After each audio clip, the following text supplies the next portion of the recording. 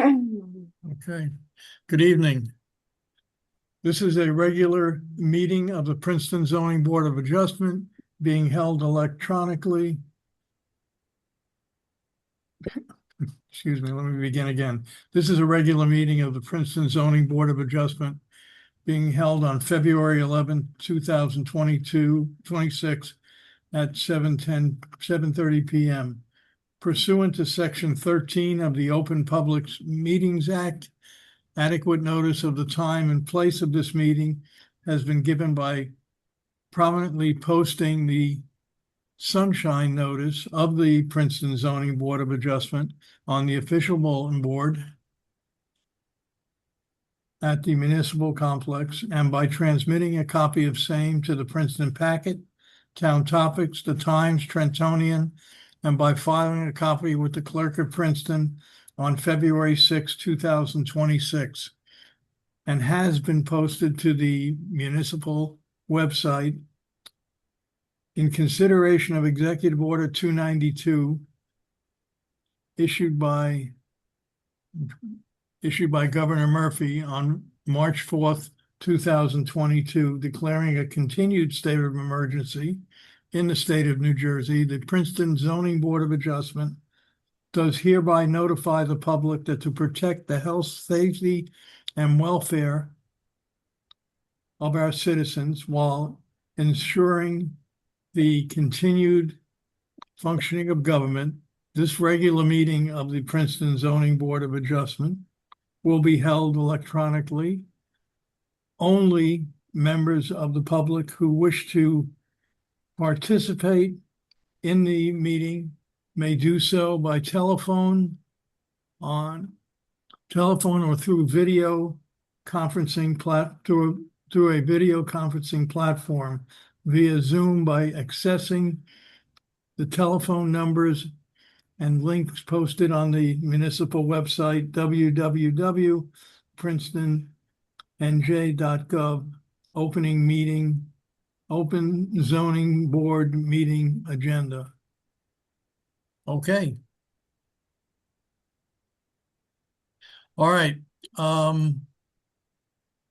Before we begin, Wait, we need roll call vote, Steve. well, we have roll call, excuse me. Ms. Yep. Chen, Here, sorry, I couldn't unmute myself. thank you. Ms. Coulson, Here. Ms. Donna, Yes.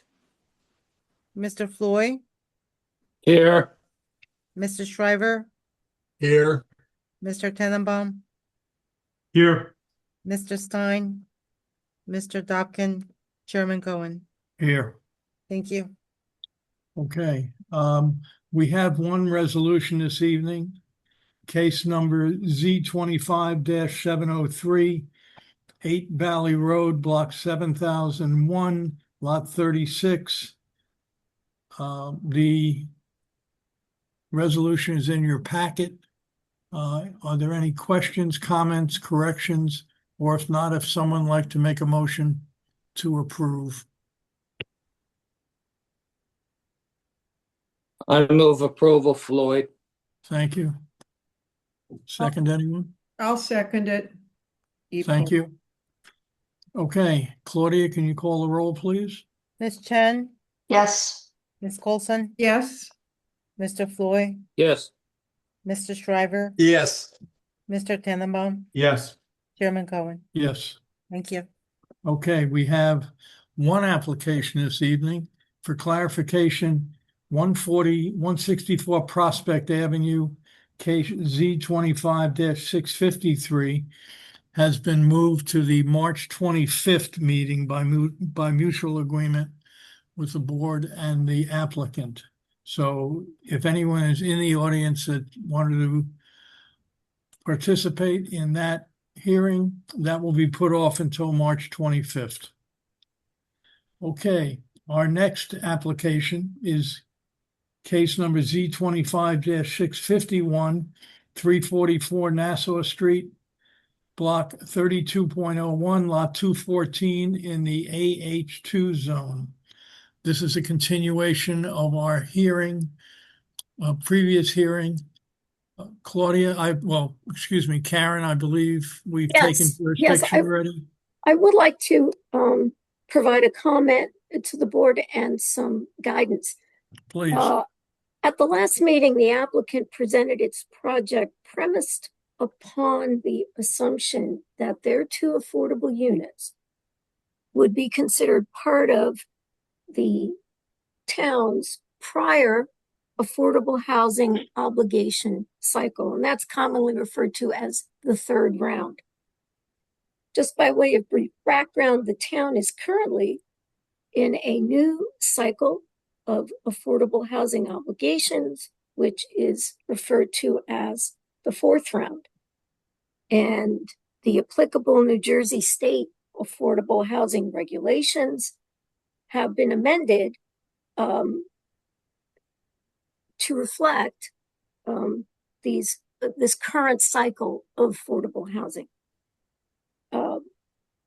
Based on a further review of the state affordable housing regulations, I believe that the applicant's affordable units should properly be considered part of the current affordable housing cycle, meaning the fourth round.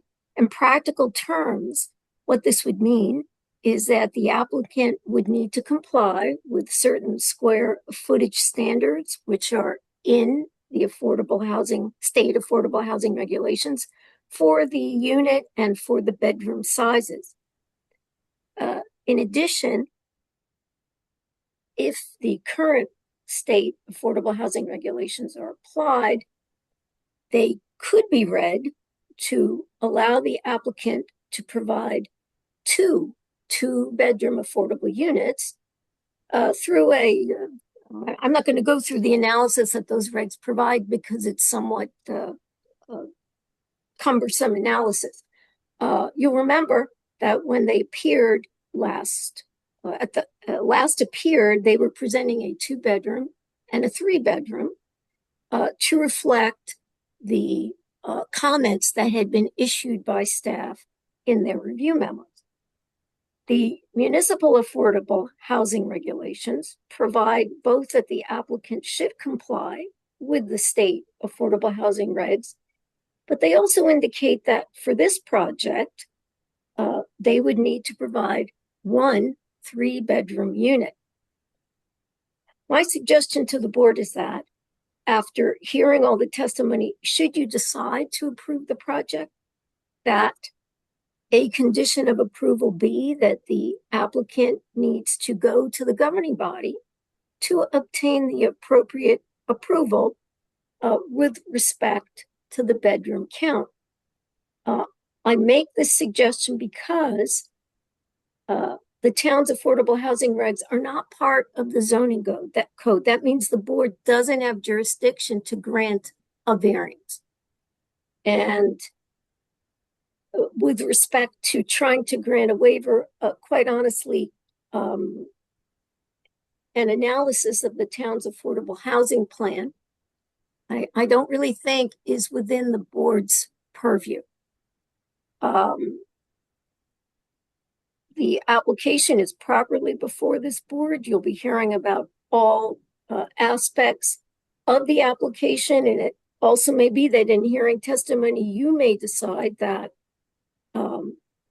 the site is more appropriately suited to 2 2-bedroom units than 1 2-bedroom and 1 3-bedroom. But regardless, if you decide to approve it, that would be my suggestion to the board, that it needs to now then, as a condition, as you do with other third-party approvals, DEP, Mercer County Planning Board, DOT, DNR Canal Commission, that is not an impediment to hearing the application. It's just that I believe it's the governing body that is in the appropriate position to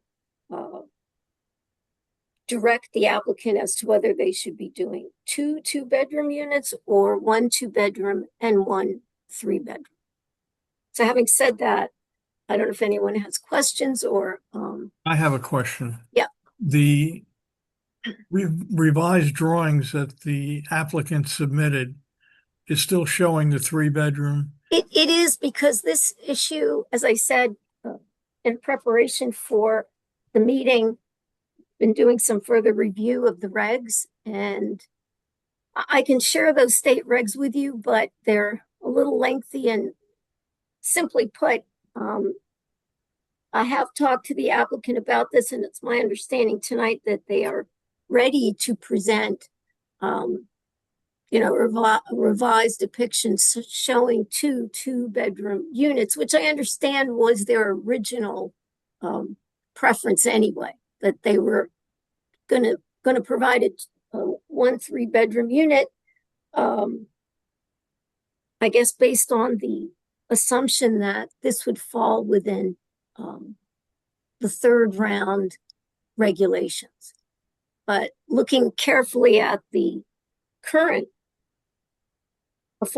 state affordable housing regulations, which are commonly referred to as the UHAC regulations, that's Uniform Housing Affordability Controls, I think clearly this unit or their units would need to be considered under the most recent regulations.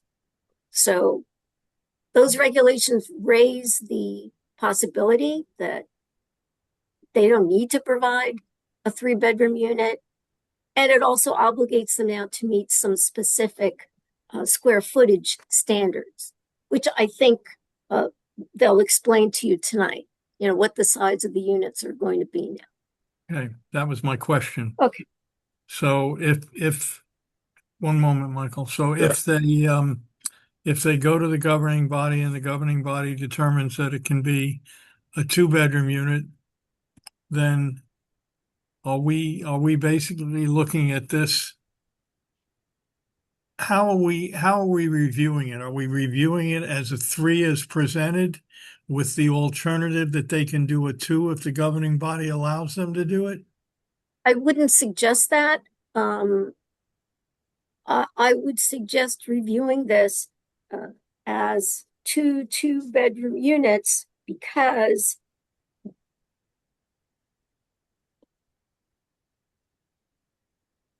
certainly these new regulations could be read, and I say could be read because it's not extremely clear, but they could be read to say that they only have to provide two-bedroom units. And the municipal ordinance, on the one hand, it says they should comply with the state affordable housing regs. On the other hand, it says, oh yes, and we also want 20% of your affordables need to be 3-bedroom. So I think that trying to do this alternatively to say, well, it would be 3-bedroom, but if the town says it's okay, then it's 2-bedroom, their plans have to reflect something that's being approved tonight. So that's why. And so far it's been a 3-bedroom. Correct. My understanding, and I want to speak for Mr. Tar, but my understanding is tonight they would be presenting some testimony about two-bedroom, where they would be located, in addition to all the other testimony they're going to be presenting regarding other aspects of the site. But the drawings that they've given us, the revised drawings, show a slightly reconfigured 3-bedroom. Correct. And Mr. Tar, instead of, I won't speak for you, Mr. Tar. Am I correct in assuming that tonight you'll have something revised to share with the board? We certainly can verbally explain. Mr. Chairman, I want to point out that the exchange of information, the exchange of ideas between Ms. Casey and Mr. Van Heist, the municipal affordable housing attorney, and our office took place at 4:15 yesterday afternoon. So we've acted as quickly as we can, and Right. we've tried to make clear to the board that this is not within the jurisdiction of the board, that it's solely within the jurisdiction of the governing body. Now, we can show you where in the building we intend to put them. And in fact, Mr. Barsky's reacted quite quickly and said there was a lengthy discussion last month as to whether the first floor unit that was to the When- rear. Excuse me, let's defer this till we get into the hearing portion. I mean, I think. is that- Okay, but I want to be clear, the board lacks jurisdiction to get into the details of affordable housing. So we'll talk about it, we'll show you drawings, but that's our view, as Ms. Casey has suggested, if you were to approve this application, we'd ask that you condition it upon compliance with the UHAC rules and the municipal rules that are controlled and governed by the governing body and staff. Hey, Karen, Mr. Tar, I think the area where we might disagree a little bit is simply that the UHAC rules do provide that affordable units should not be in a less desirable location than market. Right. And so- And I'd like to speak to that if I may. And I was beginning to when the chairman suggested Okay. we do it later, but I want to just outline it for the board.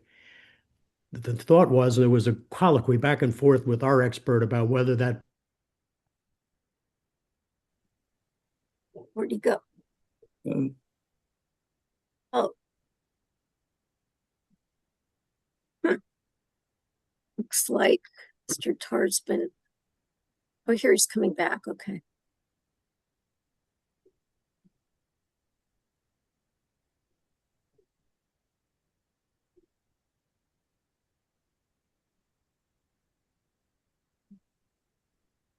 okay, We lost you for a few minutes there, Mr. you're Tar. muted, you're And you're muted, muted, and you're muted. I think I'm unmuted now. you Yes. are. There was a discussion as to whether that rear unit was inferior to the other units in the building because it looked out the window on the bicycle rack and the storage area. Mr. Barsky's prepared to say that that unit ought not be used as an affordable unit. Rather that the front unit facing Harrison Street and one unit upstairs be affordable units. And that's as far as we thought we needed to go. That there was just to get past that debate about whether it's inferior and suitable or less suitable to say that it won't be used as affordable housing. Okay. Well, I'm- then I'm- what? I'm- Go ahead, Karen. No, I was gonna say then I guess the board can hear the testimony and then we'll, I guess, see at that point if there's still questions or Okay. concerns, so. But by all means, let me outline where I'd like to take the hearing tonight. Well, Mr. can we, Floyd. one second, Mr. Tar. Sure. Michael, did you have a comment? Yeah, regarding what Karen explained to us, which actually I'm surprised. The discussion point was first in staff's memo regarding fourth versus third, what goes back probably 3.5 months ago. Mhm. Now, we were presented with a 3-bedroom and a 2-bedroom last time, and I thought that was resolved. Now, I respect the right to bring it back or to say it wasn't resolved. Now, I'm surprised that at whatever 4 o'clock this afternoon, Van Nuys and the municipality and the applicant had a discussion, obviously with no resolution. I agree with Mr. Tar and Mr. Barsky. It's not the zoning board's area to decide. I have trouble listening to this further, conditioning something on whether it's something or something else or whatever. I think the municipality and applicant should resolve this first and bring it back when it's resolved. Because whether it's a 3-bedroom, what are we deciding on? I don't particularly want to condition a decision one way or the other. It's too easy to resolve this, and we're not the place to do it. Mr. Floyd, it is not easy. The regulations are brand new. The last round of regulations came out in December. They're 100 pages long. It's complex, but it's within the jurisdiction of the governing body. You have the outside of the building, you know where the units are. You know that one of the units upstairs is going to be affordable. It looks like all the other units, doesn't matter which one. And the one downstairs, we've agreed to use only the one toward the front, toward Harrison Street. So there's no mystery here. Well, You know, yeah, okay. I won't debate you on it. I'm acquainted with UHAC. I was acquainted with UHAC 10 years ago, 20 years ago, and it can be resolved. Well, we think we have resolved it, Michael, and there was confusion with this. We did meet with staff a week or two after the hearing in an attempt to iron it out, and we thought we had it ironed it out, but there were several words at the end of the paragraph that everyone missed, and that's why we're here today. We think this application as it is, I think you'll hear them present what they're going. I'd like to hear them, so we're not putting testimony in their mouths, but I think the board can review this application. It is really the town's plan. If there's a deviation with just two bedrooms going forward, that would be an outside approval, just like DRCC would be on any site plan. So there's no trying to obfuscate the facts here. It's complex, and we've been working with the applicant pretty closely in the last month to work this out. So, and we think we have at this point. I'd Mr. like Chair, to indicate what we. Go ahead, Okay. Justin. So now you've been working the last month to work it out. So it wasn't just this afternoon. And it's still not worked out. I'm happy to shed some light on that too, but I think I need to be sworn in because I didn't speak at the last meeting. well, do we want to get the hearing opened and start? How do we want to do this? Karen, what's your suggestion? You're muted, Karen. I mean, at this juncture, if the board would like to hear from, you have a amended planner's report, and Mr. Lesko is here tonight to present that and answer any questions. There may be additional comments from Mr. Bridger. We also have the board's traffic engineer, Mr. Anasiki, and we have Mr. Purcell, the board's land use engineer. So I'd suggest maybe the board hear from their consultants, and then Mr. Tar can continue now with his presentation. Let me just add, Michael, do you want to say something? Yeah, I would say Mr. Lesko just offered to make some type of clarification or statement on where staff is or the municipality is now. I think that is part of this discussion prior to going into, the case itself, if that's where we go. So I'd like to hear from Mr. Lesko, just like we just heard from Mr. Bridger. Okay. Justin, if we just swear you in, do you swear from your testimony this evening? We'll be truthful. Yes, I do. Thank you. Yes, and thank you, Mr. Floyd, because agreed completely. Just kind of to reiterate what we just heard, but with more detail, the UHAC changed right around Christmas time. And like Mr. Tar said, it was about 100 pages long at that time. I know I was not reading it on Christmas Eve. But then in January, we received a letter from the applicant discussing their position on one item, and we went back and forth for a while on that. We came to a conclusion after the hearing that we had when we met with them, like Mr. Bridger said. But then earlier this week, I actually noticed one line, like Mr. Bridger said, that would not qualify this to be a prior round site. And once I noticed that, let's follow the right thing. Because you'll even see in my report that was dated Monday, I talk about, and it's a co-written report with our associate director, Nathan, who presented last time but is not here tonight. I even wrote about the 2-bedroom and the 3-bedroom at that time. So this was really a Tuesday thing, preparing for the meeting where we noticed one more thing after discussing for the past month something else. So that's part of the reason as we're becoming more comfortable with this new UHAC that replaces the temporary one that existed for a year and the one before that that existed for 20 years. And part of the reason why there's a discrepancy in our ordinance with what UHAC it reflects is it still reflects the third round of affordable housing. Because again, we got that new UHAC in mid-December, late December, but the state gave us a March deadline to update those regulatory ordinances. So we're actually working on doing that by our March 15th deadline, along with about a dozen ordinances for specific sites. Once that's done, we will have, hopefully everything on the same page with the fourth round regulations. Okay.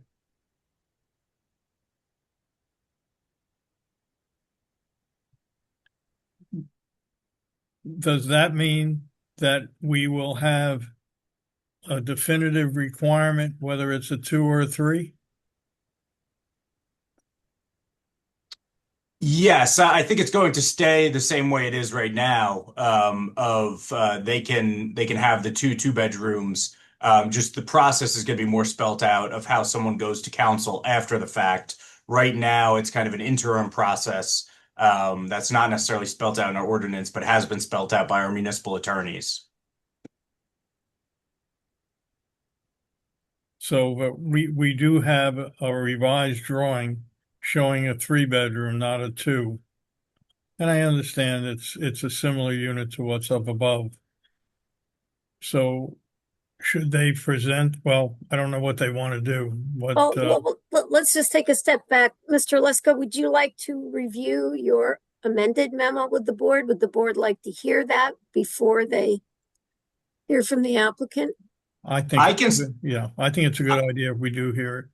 I can certainly do that, although there have been a handful of new exhibits that were sent in. I know last time the applicant did not fully get to their planner, they did not get to their attorney, or they did not get to their engineer. So some of the things that I mentioned in my report, it might be better served to see those exhibits first, and then we can discuss them, in my opinion. Or if you'd like, I could just jump right into them, but you're going to be hearing a lot of words before you see the images. I would think that we probably want to see the exhibits first. Then I'd like to indicate the order in which we intend to proceed tonight. Our engineer, Jim Kamalik, was away last month, but is here tonight. He's going to review the site plan drawing. He's going to talk about storm drainage, bicycle parking, the fence details, and the parking lot landscaping. Marina Rubina was present at the last hearing as our architect, and she's just going to talk about the nature of the exterior of the building and its compatibility with the neighborhood, with the historic neighborhood. Mr. Barsky is going to be assisted by George Jacomart with respect to traffic and parking issues. And then Daniel's going to go through the memoranda paragraph, item by item, to indicate the compliance with all of the items, or in some cases, the need to discuss one or two of them further. And after all of that is done, Mr. Rayenkamp, our planner, will provide the planning testimony and support for the variances that have been requested. There's one more set of folks. It's quite unusual, but we're very proud of this. The folks from Save Jugtown, our neighbors who vehemently opposed the earlier application, are here tonight in support of the application. They're represented by Bruce Afran, but they include Clifford Zink and Kathy Knight and Don Denny, each of whom wants to speak very briefly as to why Save Jugtown came to support the application. And after all that is done, I'd like the opportunity to sum up very, very briefly after we finished. Jim Kamalik was not here and would have to be sworn if Karen could do so. I would, and honestly, Mr. Tar, I don't remember who we swore in last time and who we didn't, so I think we'll just re-swear We have Mr. Chmalik, we have Mr. Jacquemar, we have Ms. Rubina, Ms. Mr. Rubina, Barsky, and and Mr. Mr. Barsky and Mr. Renkamp. Correct. All right, and all of you, do you swear or affirm that your testimony this evening will be truthful? I do. Yes. Yes, Thank I you. do. Thank you. And Mr. Chairman, I think it would behoove you all to swear us in as well. I was not sworn in last time, and I think Victor had been sworn in Well, that's all right. You're right, Jim. We'll swear Yeah. everybody. All right, because so, when I may be interjecting when Mr. Kamalik provides his testimony. So Okay, fair enough. So, Mr. Purcell, Mr. Anasike, Mr. Bridger, and we've already sworn in Mr. Lesko. Do you all swear or affirm that your testimony this evening will be truthful? I do. I do. Thank you. As we indicated, we have additions to the slides that were presented last time. They were set up as Exhibit A1. If this could be A2, we Okay. could, and we could share it. I think we're ready to begin. okay, please begin. I'm going to turn it over to Mr. Kamalik. Go ahead. Jim, you're ready? Mr. Tarino, Mr. Kamalik has testified before this board previously. Do you want to just qualify him very briefly and My have him mistake, accepted? Karen, problem. I'm sorry. Jim, you've testified routinely before the board. You are licensed as an engineer and as a professional planner in the state of New Jersey, and those licenses are active. Yes, that's correct. You've been involved in the preparation of this site plan and discussed the details with staff. Yes, I have. Mr. Chairman, He's testified before us before. I have no problem with him serving as an expert. thank you, sir. Okay, good evening, everyone. This is our site plan here on our color rendering. And as you can see on the left-hand side of the page, we have Harrison Street. And I'd like to point you to the existing access driveway apron in gray, where vehicles enter and exit the site, and they come onto the site in the existing condition, predominantly in the same general location. So that apron will be plus or minus in that same general location, and then lead to a 20-foot drive aisle that will access proposed parking stalls that will be on the first level or the ground floor level of a covered, rather interior geared parking area that consists of 7 parking stalls. And as you may have heard at the last meeting, the new building would be located a portion of that above that covered parking area. So in terms of the existing parking lot, previously consisted of approximately 15 parking stalls. And in the proposed condition, that is being reduced to 7 parking stalls. As you can see here on the plan, we are providing an ADA parking stall in the middle of the parking lot, where you can see is highlighted by the striped access area.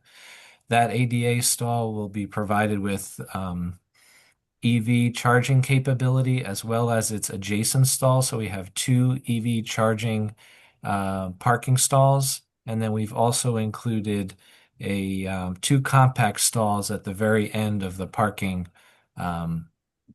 area that's on the left-hand side as you enter the site. Okay. And this is, again, completely under the new addition. The remainder of the footprint, as previously discussed, would be interior building area. That's the central. I don't know, Daniel, if you could highlight with a little marker as we go through this. You can see the proposed footprint of that new building, the new separate building in orange. And in the center, we have an access doorway to a lobby. And then there's a secondary entrance along a new sidewalk that would be constructed in between the existing building and the new building.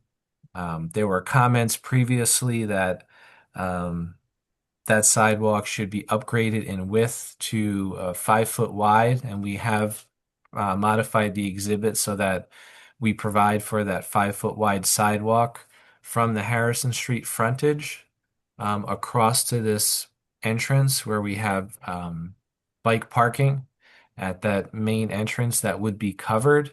And then that 5-foot sidewalk, if we highlight that as it proceeds to the right of your screen, it'll accesses an enclosure for recycling and trash, as well as 4 additional parking stalls for 4 additional bicycles. On this exhibit, we've also shown that the existing building will not be modified or touched. And we've also highlighted on our plan a preservation area which would encompass the side yard along Harrison Street adjacent to the existing building, and then the entire frontage of the existing building along Nassau Street, so that that viewscape can be retained. On this exhibit too, we are providing some additional landscaping components. You can see some of the existing trees are highlighted, and then we'll provide some lower story shrubs consisting of Bar Harbor juniper along the Harrison Street frontage as foundation plantings. We have 1 tree in that northwest corner along Harrison Street. Due to its decaying condition, that's proposed to be replaced. And additionally, just to note, forward looking into Mr. Dobromilski's letter, he recommended that we replace one of the trees along the Harrison Street frontage adjacent to the existing building. Okay, just due to health concerns of that tree, we're certainly willing to do that. And then there were a couple of trees along the common property line along the north boundary that based upon their condition and condition based on disease and some infestation, that they should come down as part of this project. So we would comply with all those recommendations on our property that Mr. Dobromilski made. Secondly, Wait, excuse me, Mr. Kamelik. The 2 trees on the northern boundary that are shown on this drawing, are they on your property or the adjacent property? they pretty much span the property line. So are they going to come down or are they going to stay? They're proposed to come down. Mr. Dobromilski made that recommendation for those trees to come down just based upon these unique constraints and their location and the proximity to the improvements. Okay, Because so the you'll adjacent driveway butts right up against the property line at that location. So you'll And Jim, discuss the landscaping in that area, any new landscaping proposed? We're not proposing any new landscaping at that location, and the reason being is that the curb line, which would be basically a little increased curb height along that property line, is only a foot off the property line, number 1. And then number 2, we're dealing with this access way, which comes in close proximity on the north side to that property line. So any additional landscape area is extremely limited just due to the fact that we're staying away from the existing building, which we don't want to touch. Then we have our pedestrian access way, and then we have our footprint for the proposed building. We're trying as best we can to maximize the drive aisle, and then we're meeting the requirements for the 18-foot depth parking stalls. So from a geometric constraint, we just don't have the available area for additional landscaping at that location. However, and I will talk about it in more detail, we do have a privacy measure that we can implement, which is advocated by the ordinance when there is insufficient width for landscaping with a fence element. And we have a couple options for that the board can look at and see which one they prefer at that location. Okay, thank you. All right. Okay, let's go to the next slide. Okay, so in the zoning and engineering memo, there were a couple of stormwater management comments that were made, and I think the intent here is just to go over these to get them out of the way. And one was while on-site stormwater management is not required for this development, the standards for dry wells should be applied for the relocated dry well, there's an existing dry well on the property that will necessitate relocation within the parking lot due to the location of the proposed building. Okay, and the existing parking lot, like I said before, it was 15 parking stalls with bays on both sides. Now it's been reduced to 7.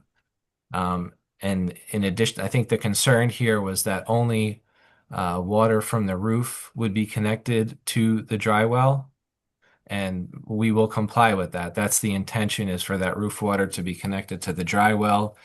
And I would just point out, in the existing condition, there is a dry well, and the surface water from the parking lot all drains to the dry well in the existing condition. So the fact that we'll be installing basically a clean roof over almost the entirety of the previously existing parking area will maintain the water quality of that rainwater. It'll be intercepted by the roof. It'll be conveyed to the dry wells, and then we would provide an overflow for that as well. So all in all, we're going to see a net increase in the water quality conditions based upon what we've proposed for this modification for the new plan. Excuse me, what is the existing drive aisle width?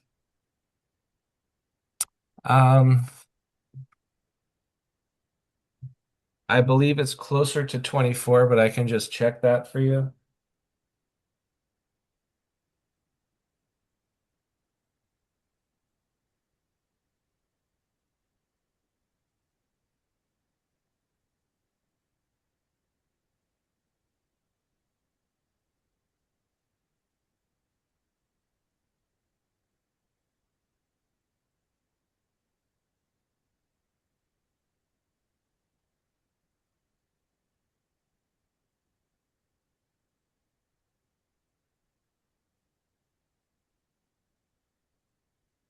It's approximately 25 feet in the existing condition. 25. 25 with parking on both sides. Yeah. Okay, thank you. Yep.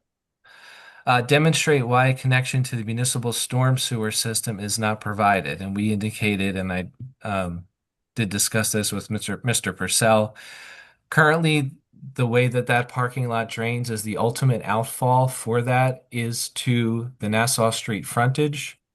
And NJDOT does have jurisdiction over the storm drainage as well as new connections and flows into their system. So the idea here and the concept is to maintain the existing drainage pattern and maintain that flow for ultimate discharge into the Nassau Street right-of-way. To further enhance that, we did provide an option for an overflow drain within the right-of-way along Harrison Street by the driveway apron, should that be necessary. And we've included that in our plan. So that's the reason why we don't have any additional connections to the municipal or the stormwater system that's in and around the site. Number 2, the site plan does not indicate how parking lot runoff is collected or treated. It's preferable that this runoff be treated prior to discharge to the municipal stormwater. And as I mentioned before, the significant water quality improvement with the new building and the roof intercepting water that previously got more polluted, for lack of a better word, by hitting the existing parking lot that's being intercepted, and the small area that's beyond the limit of the proposed building addition will be certainly outweighed by increasing the water quality of intercepting all of that water and connecting it to the dry wells. Number 3, the roof area shall be pre-treated with leaf screens, flush diverters, etc., and we'll certainly provide that if this is approved as a condition on the revised plan. And then lastly, a drain was proposed in the area of the outdoor trash and recycling enclosure, which is at the end of the sidewalk, at the very end of that pedestrian sidewalk to the right. Applicant should describe how this is to be protected from organic waste spillage from that trash area. We did discuss this with Mr. Purcell, and we're proposing, in order to address that, particular drain, adding a water quality sump component so that if any materials are collected within that drain or inlet, that they fall within the lower area of that inlet, which is below the outlet. And then that can be inspected periodically and also cleaned and maintained as part of our stormwater management plan. So that was a way that we thought we could address that concern by adding a water quality element to that. Jim, I don't know if you have any comments on Yeah, no, those items. if it's okay, I would like to state that all of what Jim has just said are acceptable to us in the municipality. We did have a meeting with Mr. Kamalik and discussed all of these solutions, and they do alleviate our concerns about stormwater runoff. Okay, thank you. Okay, there were a couple more items on the municipal letter that future improvements to the sidewalk along the Harrison Street frontage will be undertaken in approximately a year. We certainly agree to coordinate our plan with the municipality so that they can dovetail together at the appropriate time. The sidewalks are being widened to 5 feet, and we agree with that. Our plan indicates that at this point. And then there was a request for a couple additional canopy downlight fixtures within the interior parking area near the entry, just to increase the lighting levels of that. And we'll certainly add a couple more fixtures in the ceiling of that parking area to comply with that comment. All right, bicycle parking. Section 204 requires bicycle parking to be accessible without another bicycle needing to move. We did provide some supplemental exhibits just showing a slightly reorientation of those bicycles on a 45-degree angle, along with some bicycle loops in between. And, based upon that layout, we would be able to, somebody would be able to put a bicycle in and then also secure it fully and lock it up to that bicycle loop so that those exterior bicycles would be fully secure. And as I mentioned before, the required bicycle parking consists of 15 total required parking spaces, 8 of which need to have that be covered or have that roof enclosure. Actually, let me clarify that. That's 11 are required to have that. We are providing that by means of 8 by that entry along the pedestrian sidewalk, and then another 3 within the interior of the building. And then the 4 additional stalls are down at the far end of the parking area that I highlighted previously. So just in total, we did take a look at that standard number 1. And then this exhibit illustrates what I just talked about. That slight reorientation, the fact that we're providing all of the bike parking that is necessary. And then in that lower left-hand corner of this exhibit, which may have been the source of confusion, perhaps in Justin's memo of, oh, is there another bike parking stall there? If that was the area of concern, Daniel, if you could just highlight that lower left-hand corner. That was just a ground-mounted little bike parking directional sign to alert pedestrians with bicycles to the direction to which they can store their bikes. Okay, so that was a 2-sided, just ground mount bi-directional sign because that was a request in one of the comment letters. So we feel confident about the bike parking. This slide, to go back to Mr. Cohen's comment about what's going to happen along the common property line, the above photograph is an illustration of what that condition looks like today with a solid privacy fence at the property line. On the other side of the fence, there's approximately a 12-foot wide vehicular travel driveway. It's a one-way driveway on that the podiatrist use lot next door. It's a commercial office. You can see that there are several arborvitae that still exist on the property. They're not in great shape. Several of them have deteriorated and no longer exist. But in coordination with the neighbors and some of their input, we took some time and made a careful selection of what would be a very tightly spaced painted aluminum picket fence that could go along that property line and provide for that buffering element within the only narrow space that we have available. And as you can see, with a closer spacing of those pickets, when you look at it at that angle, which is what you would basically see if you were standing within the public right-of-way, looking down the neighbor's driveway. You would basically see this type of appearance of that open picket fence. Okay, so given the historic context of the lot and trying to make everything fit in with the elements on this particular property, the Save Jugtown folks thought that this would be a preferred solution for a privacy element between the two properties.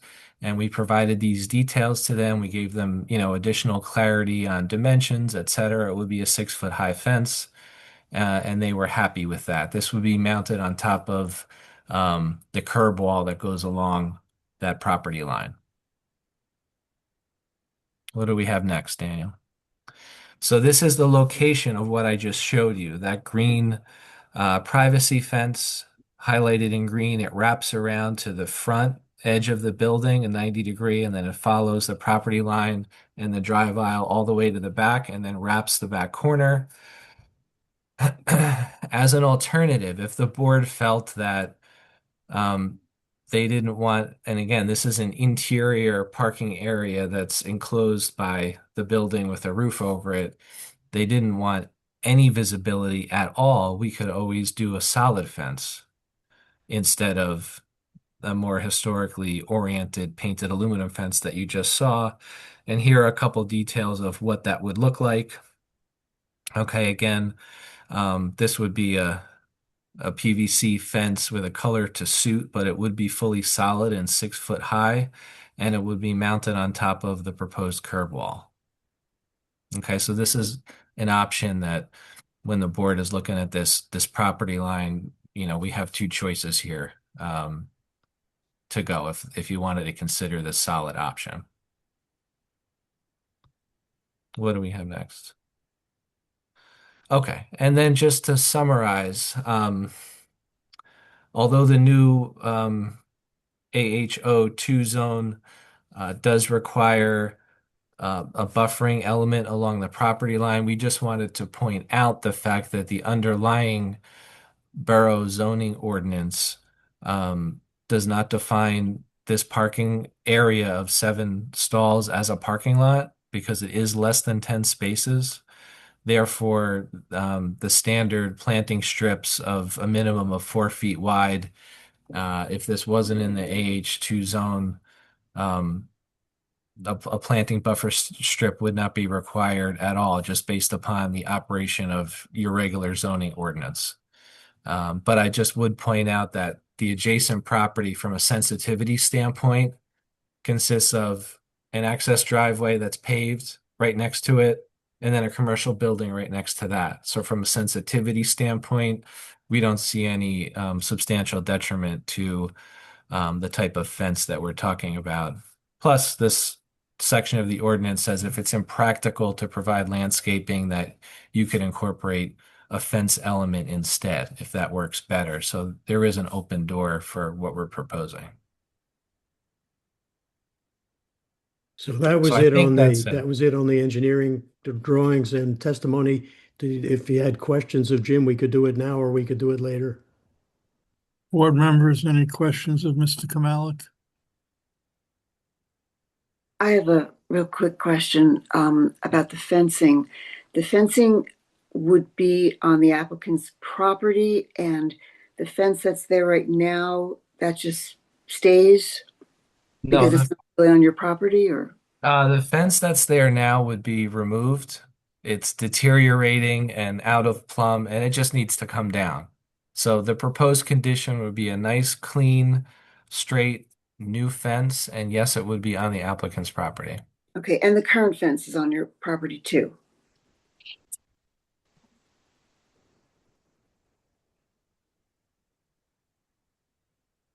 Let me just take a close look at the property line because, like many existing sites, fences tend to meander.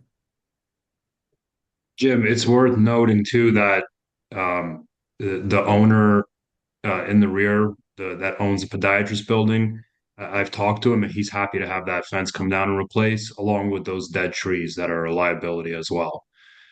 So if it does overlap at some point, I do have his blessing to go ahead and put a new fence there. He said he'd be more than happy to do that. But you can obviously double check. Right. Yeah. I mean, the plans indicate that a decent extent is just slightly beyond the property line, and then it comes onto our property slightly. But the intent is for that to come down. And again, like Daniel said, that's something that can be worked out as a condition of approval with the neighboring property owner. And Dan, for the record, we'd probably want to see something in writing, an agreement between you and your neighbor. Be fine. Okay. Thanks. Board members, any other questions? Or three. Okay, I'm sorry. Yeah. There's some hands up. Go ahead. Who's next? No, Eve. you have Okay. hands up. The trees in this illustration, I'm fairly certain the ones that are shown to be behind the building are not they're not there. But are the ones that are in the front, is the vegetation in the front accurate as far as I know that you'd said that things would not be Yes. touched in the front. Are those actually, does that represent what's actually there? It generally represents what's there. And let me just point out that, Daniel, if you could just highlight that one tree that's behind the white car. Okay, that particular tree exists, and that was the one where Mr. Dobromilski recommended, hey, just given the close proximity and a sidewalk going in and disturbance to the root ball, why don't we replace that tree in that location with something that's going to be more suitable for the long term? So our thought would be to replace that with a replacement tree at that location so that, it has a bright future. But it's a smaller tree. It's not as tall as the one along the frontage, which those will stay. We can condition that on an approval by Mr. Dobromilski when you make a suggestion. But I'm right that what's behind the building is not actually there, right? In real life. I would say that there are a few trees. That's probably reflective of a couple of the trees that are along the common property line behind the applicant's property, and along the common driveway of the fence area that we had just talked about. So those trees are telling that story. But there's nothing that high that would come up above the building. Right. And there's no canopy, like they're in such bad shape. It's not this Right. nice canopy that's shown here. Right. No. Yeah. I think we should just say that that looks good, but that's not the way it is. Right. I think that's an accurate statement. Good. Okay. So there's another board member. I don't have everybody up on my screen. Okay. Yeah, I had a question as we talk about the fence and the podiatrist.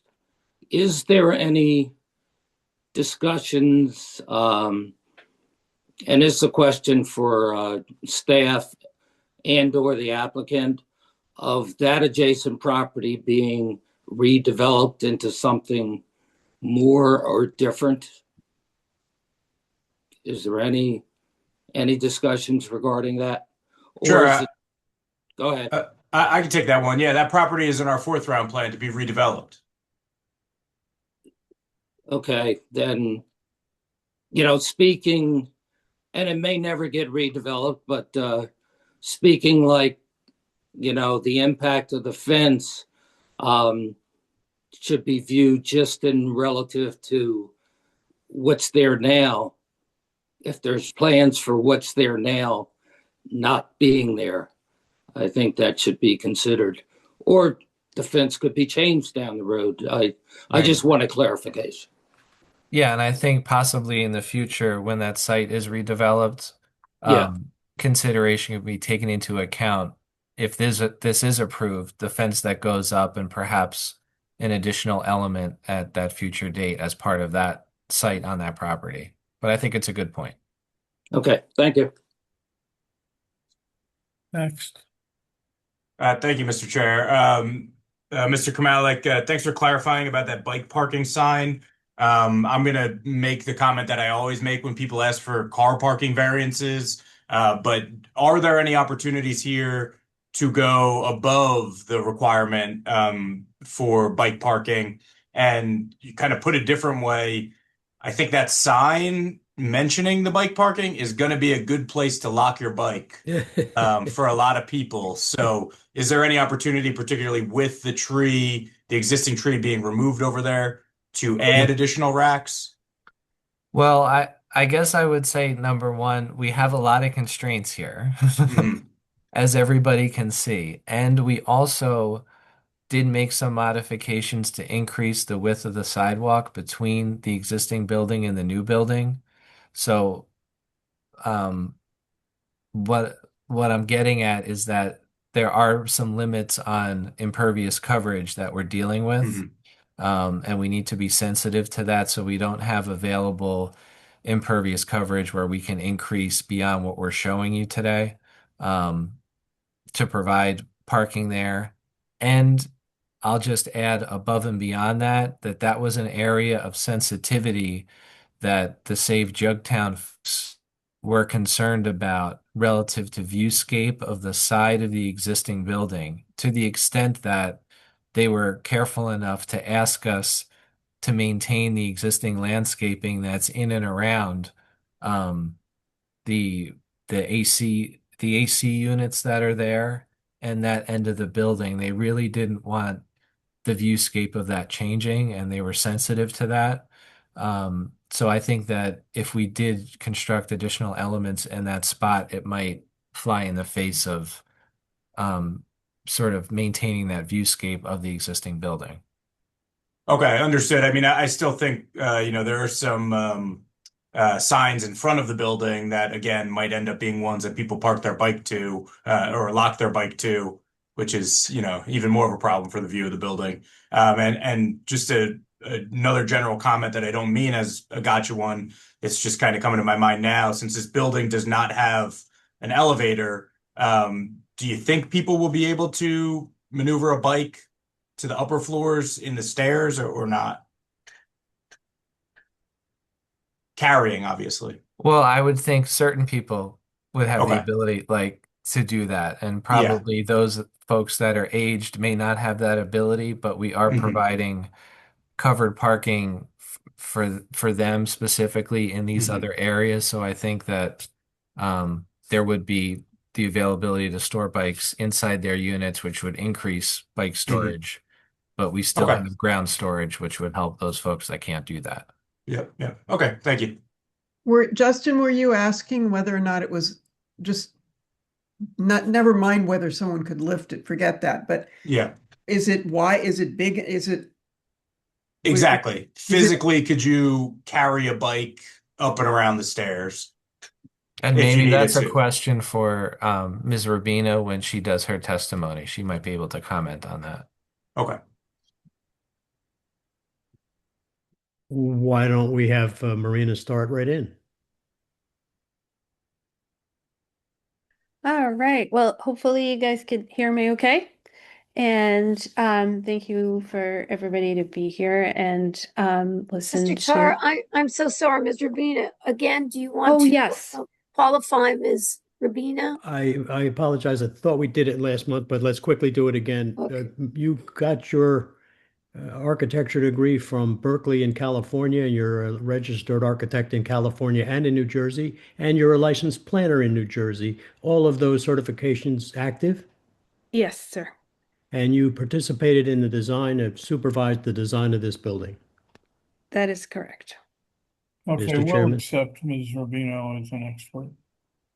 Excellent. Thank you. So I would like to describe the slightly unusual role of an architect in the context of this site design, which I think is, for those of us who are architects in this room, was very interesting because it was a little more than designing stairs and bathrooms and residential units, but more of an orchestrating a great team of um, professionals, neighbors, um, everybody who came together to make this design what it really is today, and people who deeply care about the history and this location. And I think that this drawing over here came to kind of identify what we arrived at through a various number of iterations that I'm not even going to remember how many options we have gone through.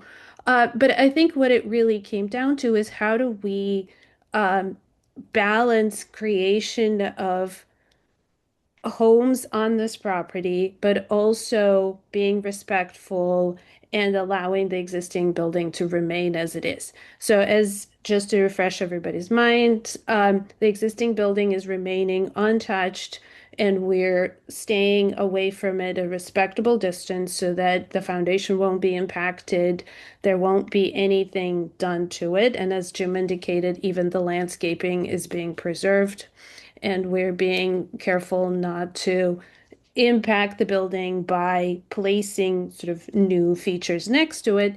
And then we worked really closely with our team, making what was really important for the constructability of this project and working with the neighbors to sort of balance the inside and the outside. So the outside of the building is very much inspired, encouraged by the feedback and the information that we have received from our neighbors. And it was really important to them that the certain setbacks were maintained, that the certain height was maintained, that a certain horizontality and sort of uniform appearance of the building was maintained. But at the same time, we found that the examples provided by our neighbors were very much, on one hand, they represented other similar buildings in the neighborhood, but they were also not mimicking and not creating confusion between what is old and what is new. And hopefully at the end of the presentation, the Save Chucktown folks will show the examples that they provided us. And we really believe that we were able to really take to heart what they were asking us to do. And at the same time, work really closely because we were staying away from the existing building. What we were really trying to do is make the building itself incredibly efficient.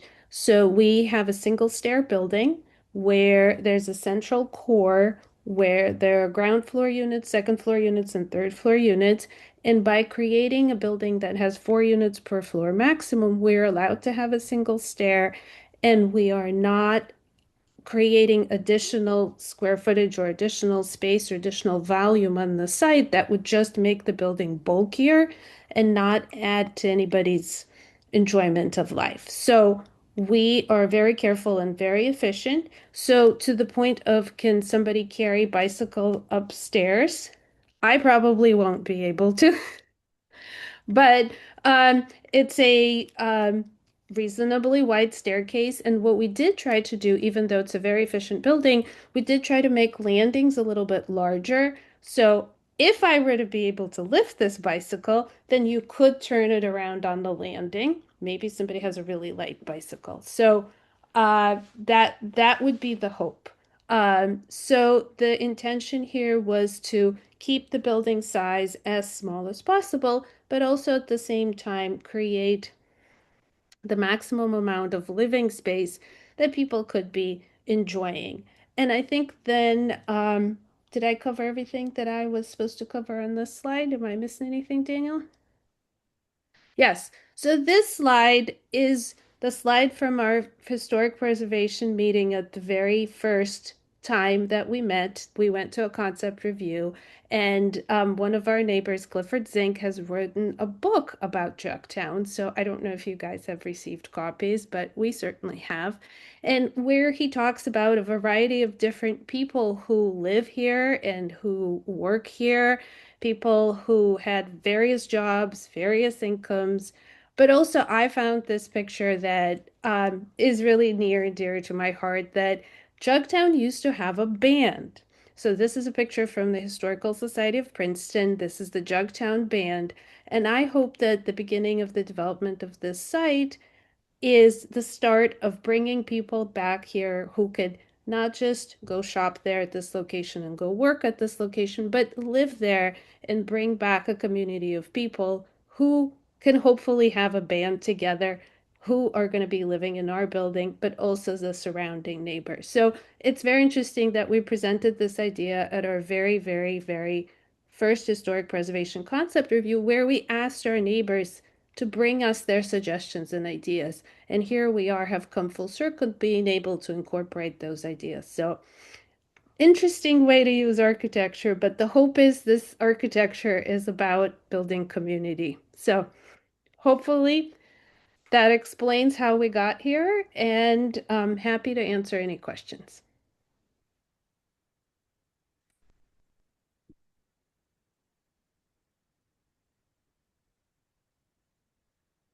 Thank you, Marina.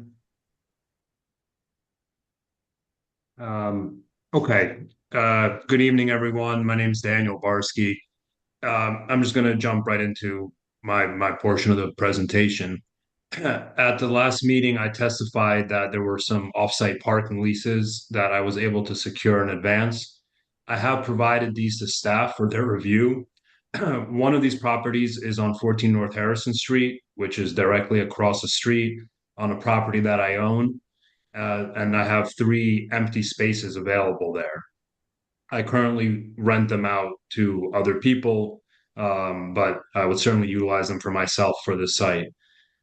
The other 2 sites have a combined 8 spaces. These other sites are in the 4th round affordable housing plan, but it's unclear when they'll be developed. They currently have available parking, and they are willing to rent spaces to me, and they've given me these letters of intent to acknowledge that.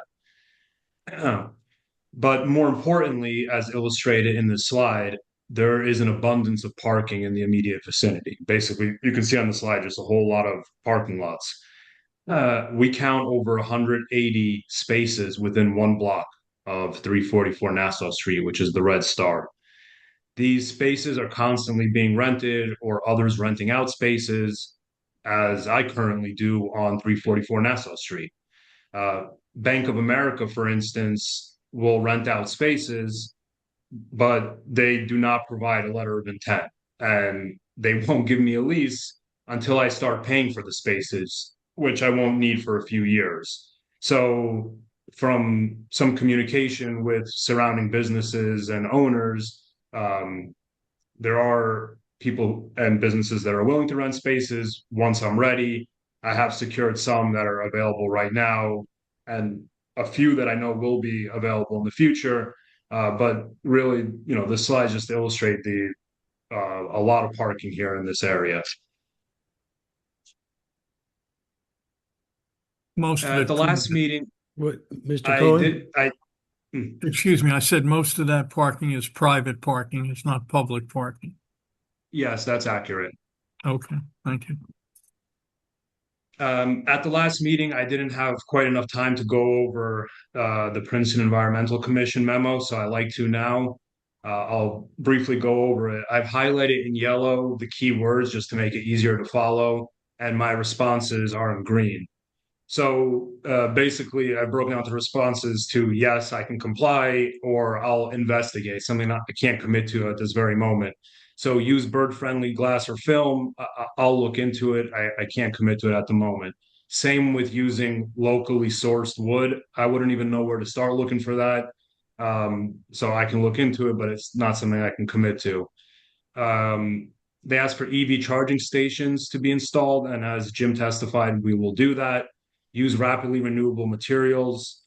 Yes, we'll attempt to do that. They're asking to install heat pump, HVAC, and hot water equipment.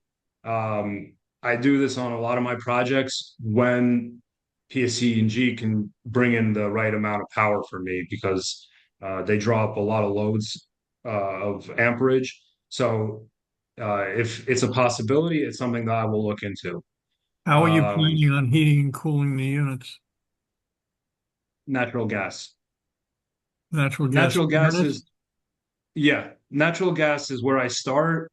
I prefer the heat pump units myself, but in some instances in the past, I've come across where I've wanted to do it, and PSE&G just simply says there's not enough juice to get you 10 heat pump units for this location. If you went with natural gas with electric air, I assume you'd have condensers somewhere?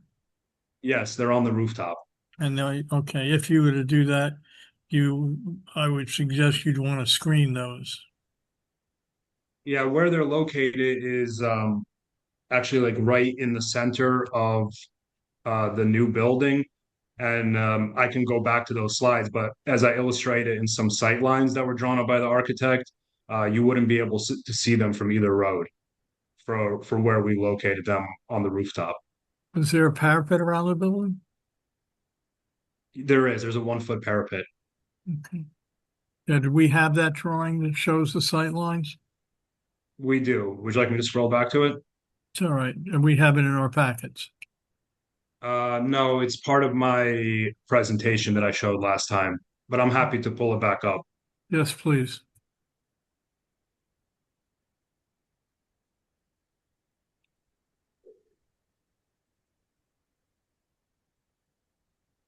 So just for reference, this is where the condensers are suggested to be located.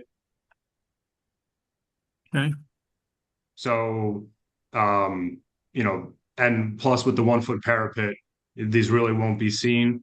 And here's one of the sight lines that I pulled up.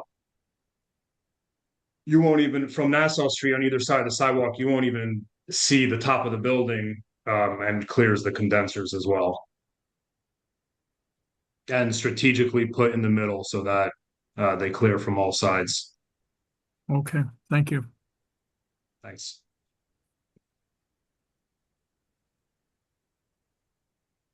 And so that goes to your next point. Mechanical units on the roof cannot be seen. We just talked about that. Install interior solar shades. I'll look into it, but I can't commit to it at this moment.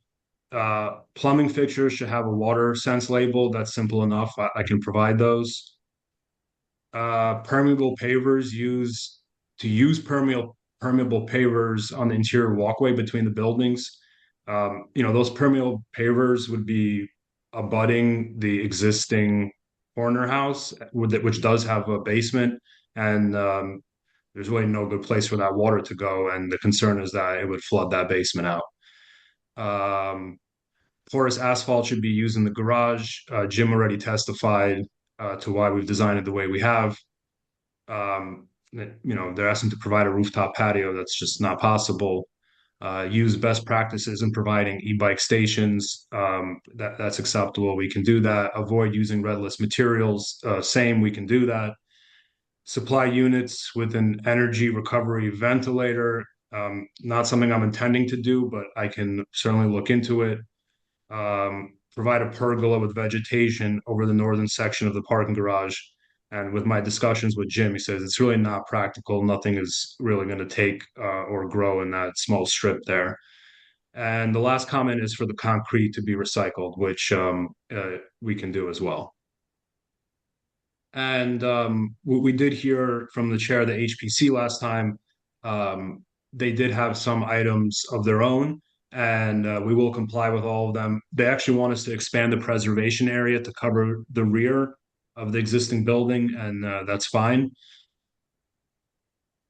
They asked for some additional details for the lobby canopy and the ground floor exterior wall treatment. I've already submitted that to them, and that was incorporated in the drawing submitted to the zoning board.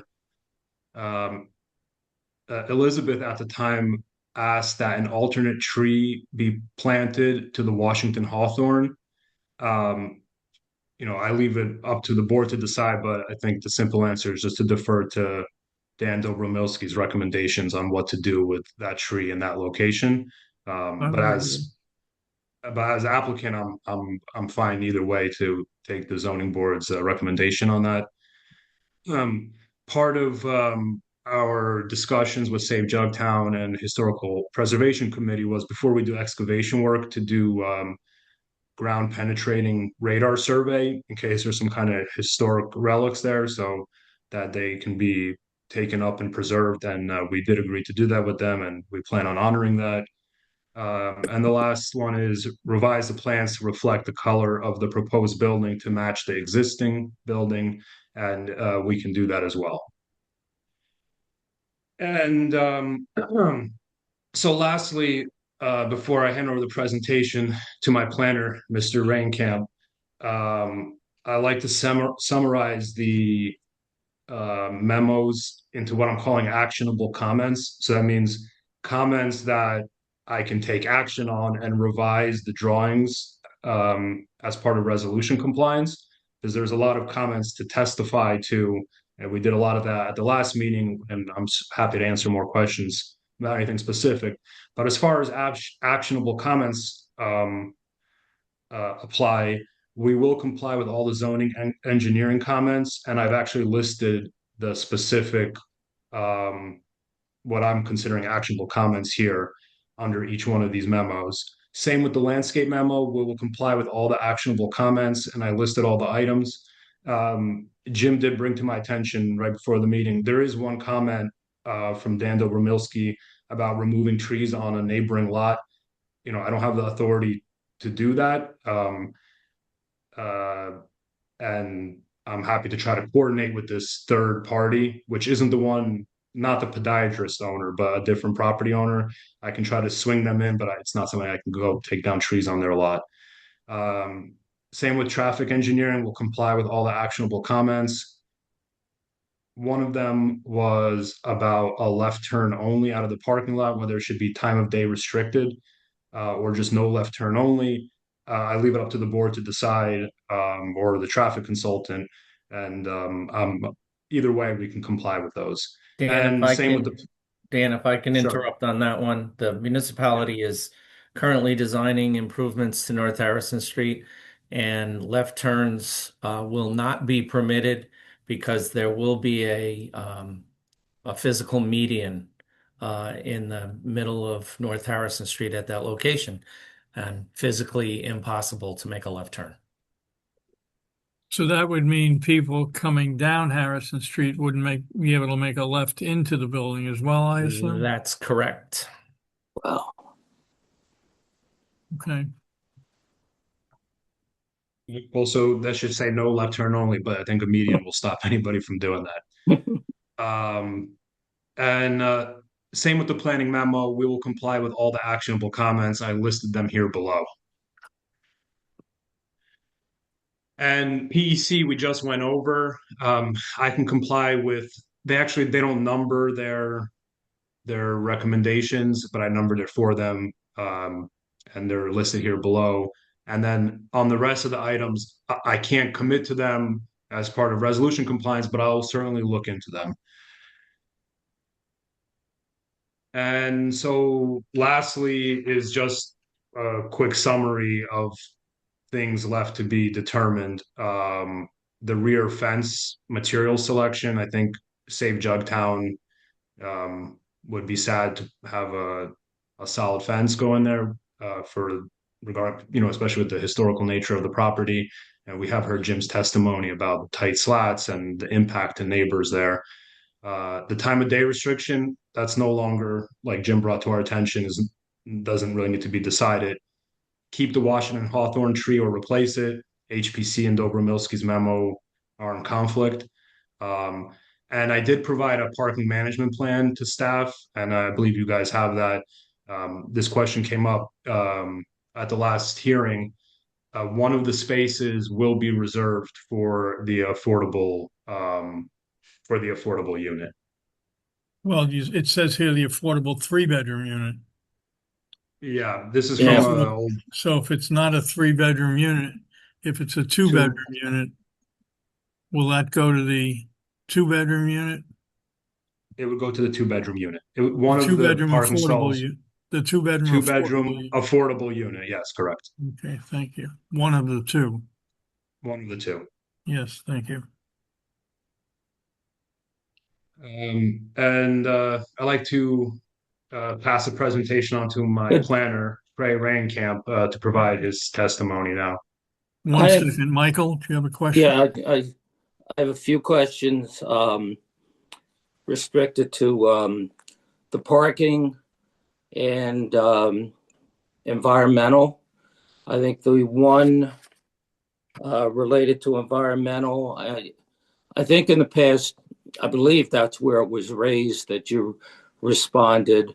They had asked that the building be LEED certified.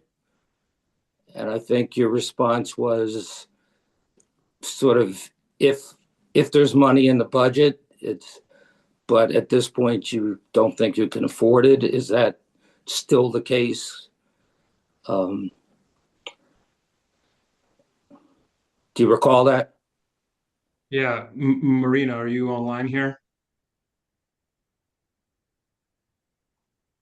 I'm here. Yes. There's LEED certification. LEED certifications. I mean, we're Uh, using high I efficiency 19 yes. SEER. I mean, we may be real close anyway, but I don't know all the nuances of. Okay. Yeah, so LEED certification, I am a LEED certified professional. So LEED certification consists of multiple requirements, as we all know.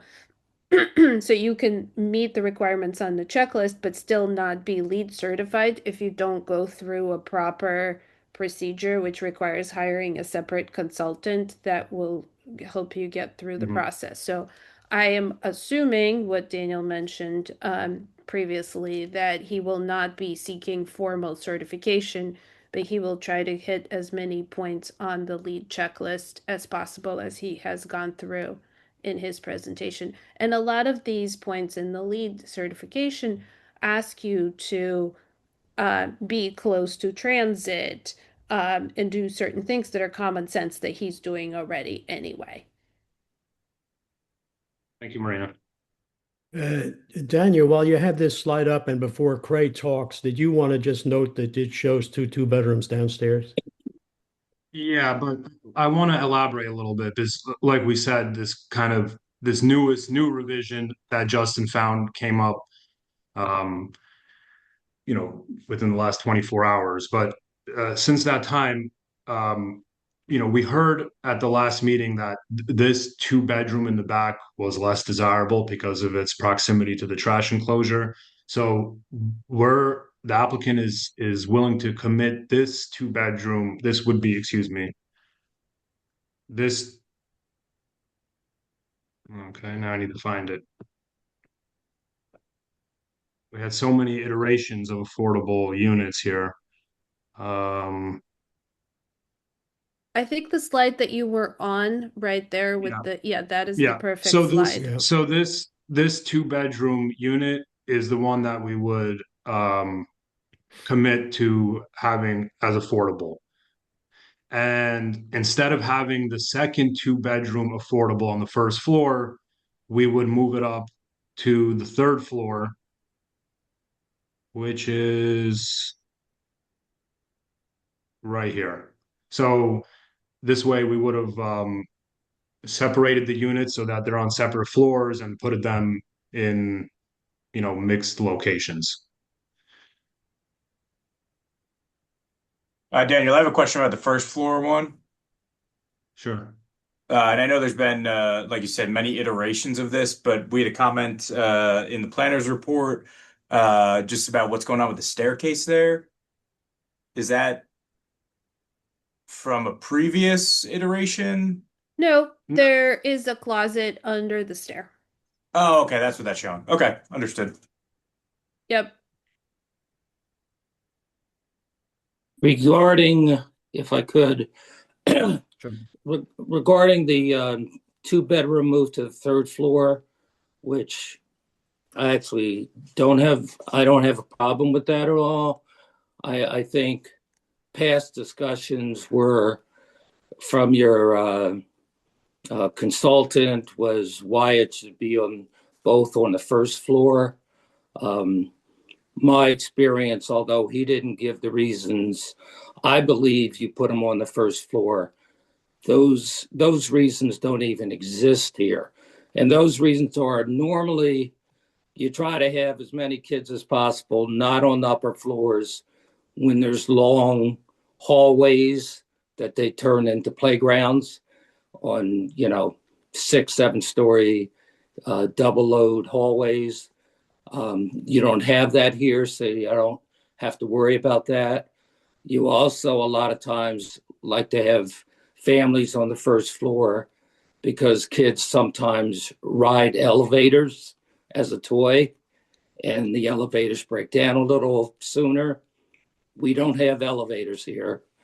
And lastly, having it on the first floor, it's usually nice to have immediate access to open space for the kids.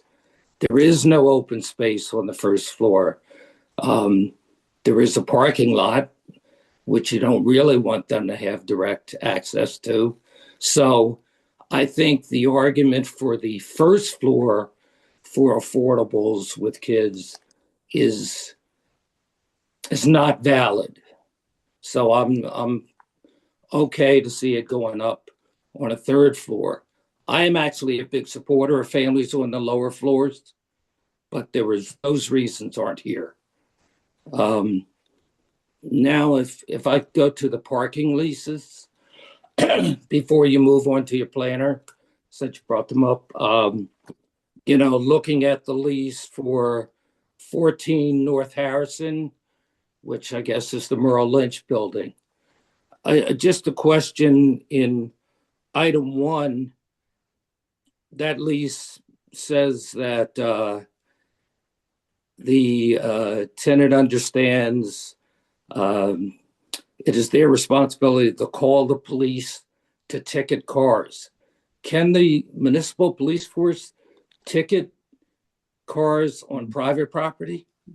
I'm not sure why it says that. They typically Oh, don't. okay. But they will enforce handicap on private lots, but they typically won't get involved in other matters.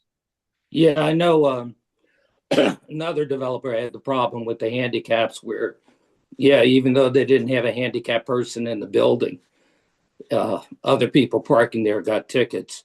Fine.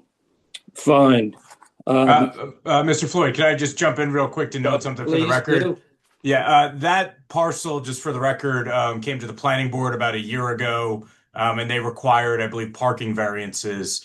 So from a regulatory side, that one is parked. But as I think Daniel mentioned before, he owns it and he knows the number of spaces there that are being used.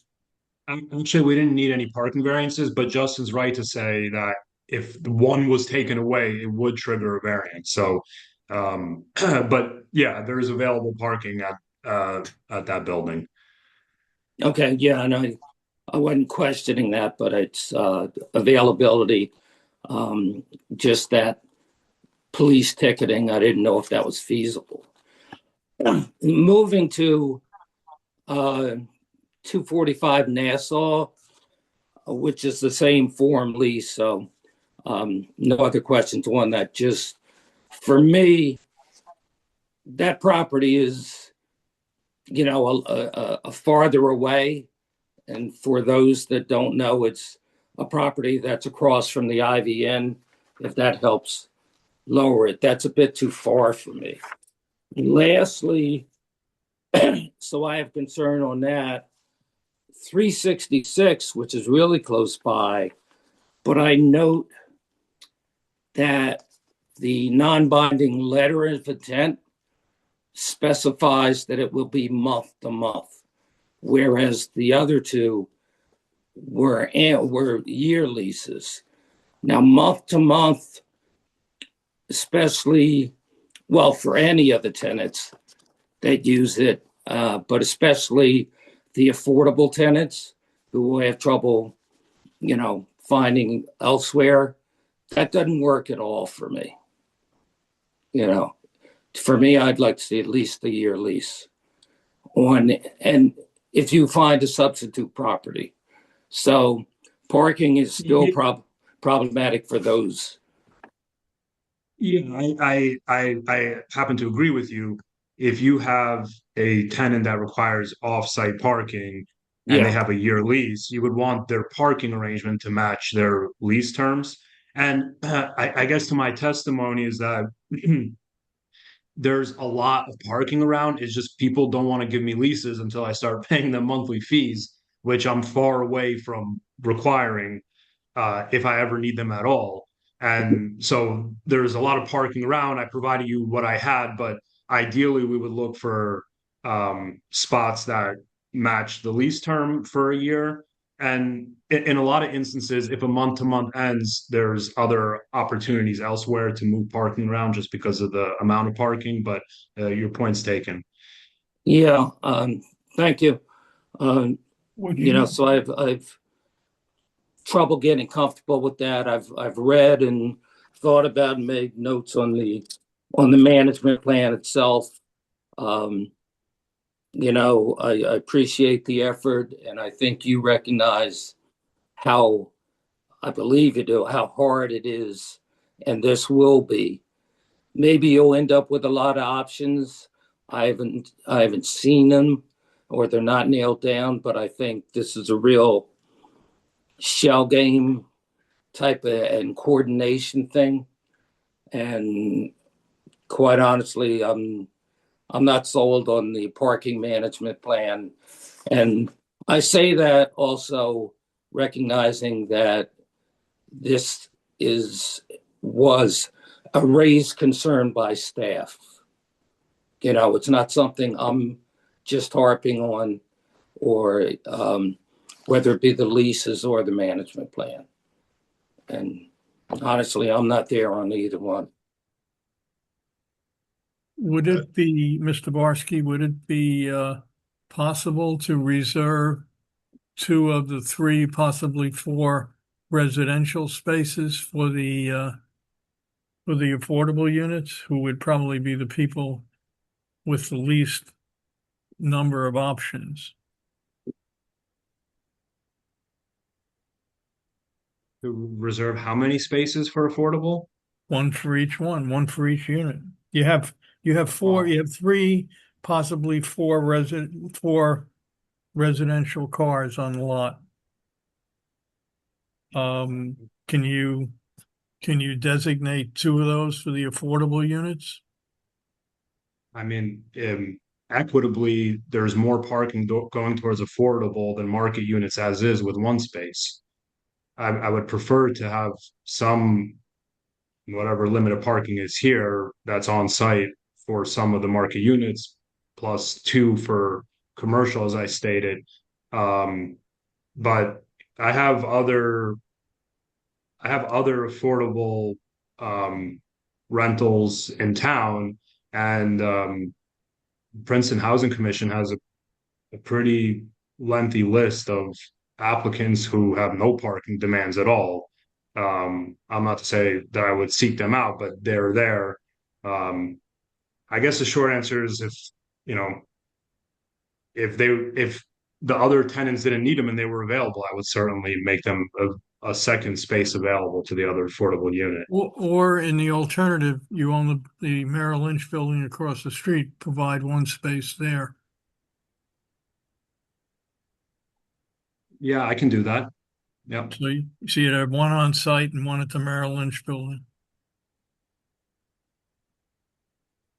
I don't believe, if I could cut in, that Mr. Barsky could do that without getting a variance for that property, formally. He can't deed it to go along with this site because of that one's own parking. I misspoke before. It didn't get variances, but it's right on the line.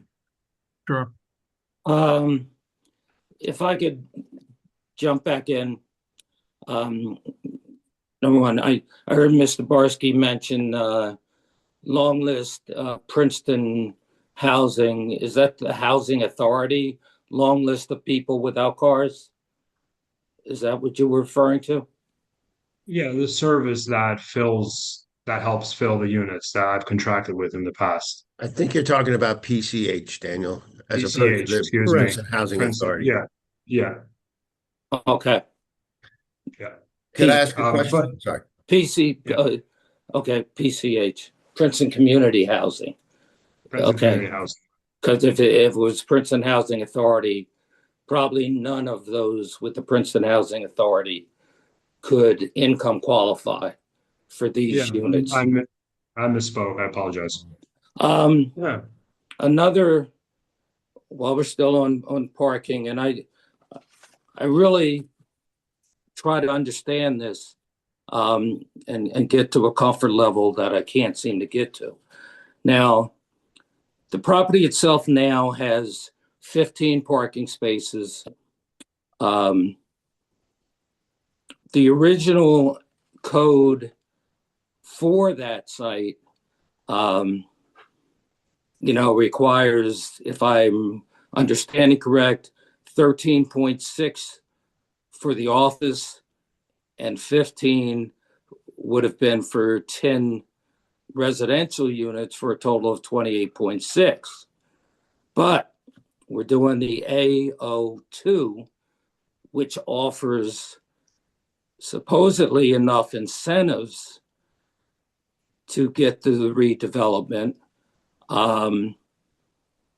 which lowers the residential for a 10-unit component down to 5.5 from 15 under the original code. And that takes in, public transportation, walkability, all the things as a basis for lowering it, which, in my view, that uses up all the rationale that your traffic consultant then wanted to use again to lower the 5.5 reduced number of parking spaces down to you offering one. And I think that's double dipping on the residential. And therefore, I'm stuck with under AO2, the residential should have 5.5. And if I round up, it's 6. And it seems to me that at one point, when you were before the historic preservation, I read some of the documents that said none were going to be offered to the office space, and you were going to take care of the residential. Obviously, that has changed, and I understand if I was renting office space from you, I want some parking too. But I'm at the 5.5 or 6 for the residential component. For the that's the reduced number. And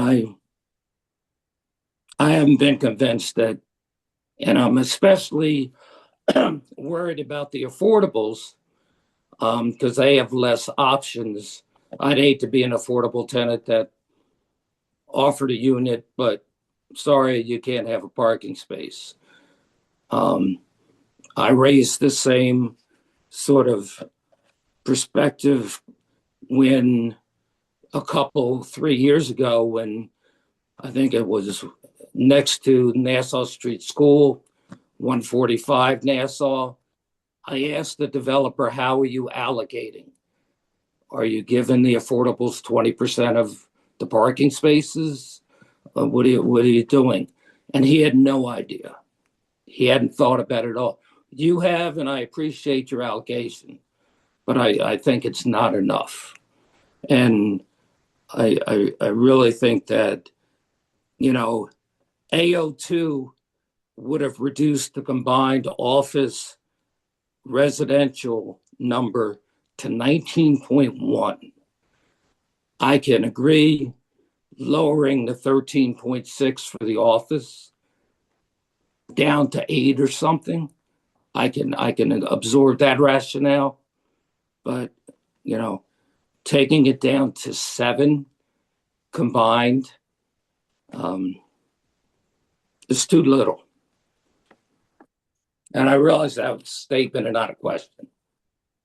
Yeah. Well, at our last meeting, I did testify that I have other commercial and residential spaces very similar to this on Nassau Street where there's zero parking on site and they're constantly rented. It creates naturally occurring affordable housing because I'm not renting the units for as expensive as they would be with parking on site. So the people who live there have the benefit, since they don't have a car, of renting at cheaper rates.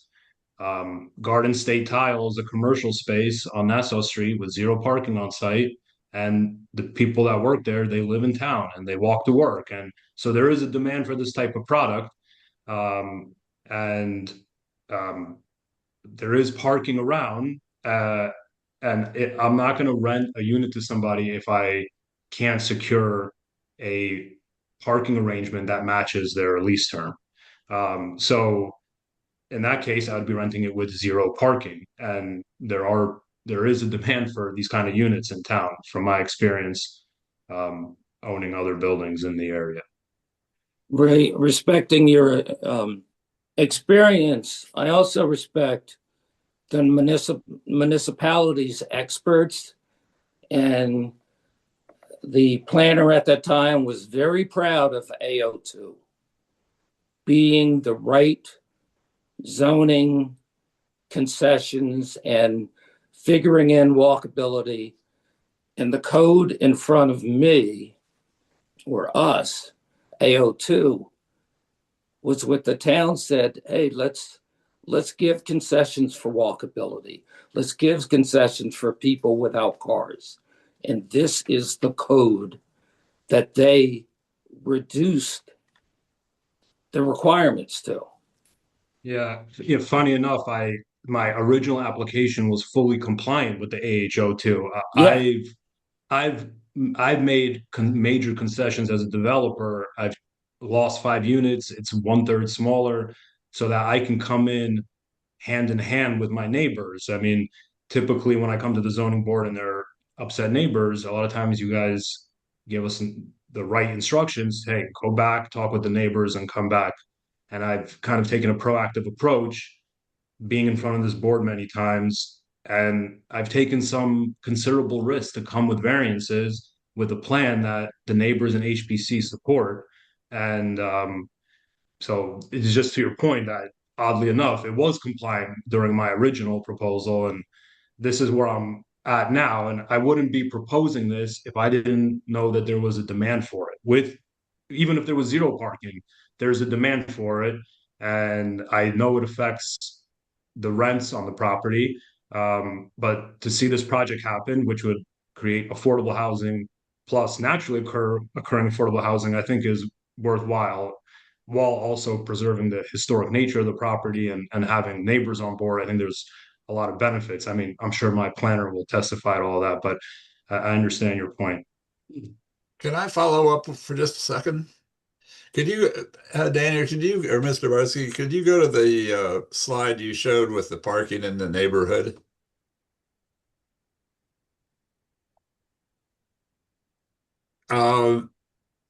Now, I think this is also going to be redeveloped for affordable housing or new housing units. Is that correct?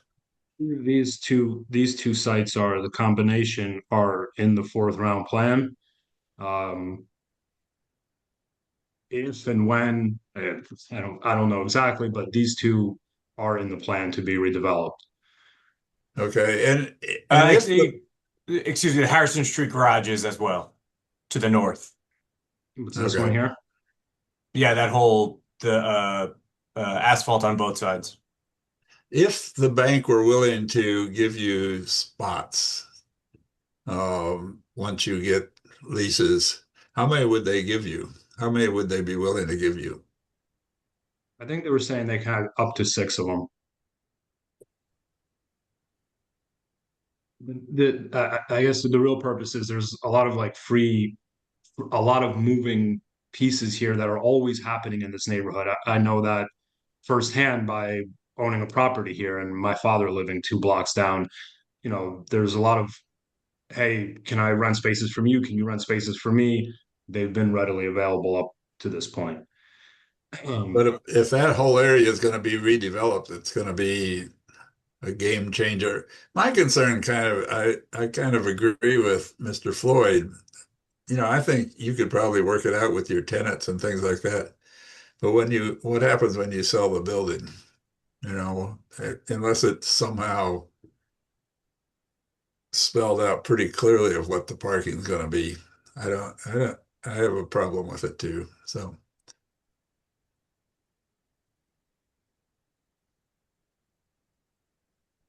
Two hands are up, Mr. Chairman. Yes, please. Who's next? Bernice. Bernice. Sure. Yeah, I just wanted to quickly go back to the affordable unit locations. Just to add on, I appreciate that we're trying not to have the affordable units segregated, but I still view the ground floor units as attractive to people with kids, and especially young kids that might be unloading a car, or at least coming in with armfuls of things and then needing to lift up kids up the stairs. And I think there's a lot of good reasons why those are not less attractive, but more attractive if what you're talking about are families with young kids in particular. But there'll be 2-bedroom units if they, depending on what the governing body decides, they may be 2-bedroom units, so they would be the same as any of the other units. I don't necessarily agree that both affordable units should be on the ground floor. Because I find that rear unit, obviously now, that won't be an affordable unit. That'll be a market rate unit by commitment by the developer. Mm-hmm. Well, okay. All right. Mm-hmm. Do you have anything else, Bernice? No, just those unit locations. Who else would like to speak? I think Mr. Anasiki and also Justin Lesko have their hands raised. Okay, Mr. Anasiki. Yes, I just have, I just want to say, add to the parking concern. This is more like, I'll say a recommendation to Mr. Barsky. If you are looking for 5 additional parking spaces, and I think that could help. Have you considered some kind of shared parking with the wildcard parking space there? The 5 parking units?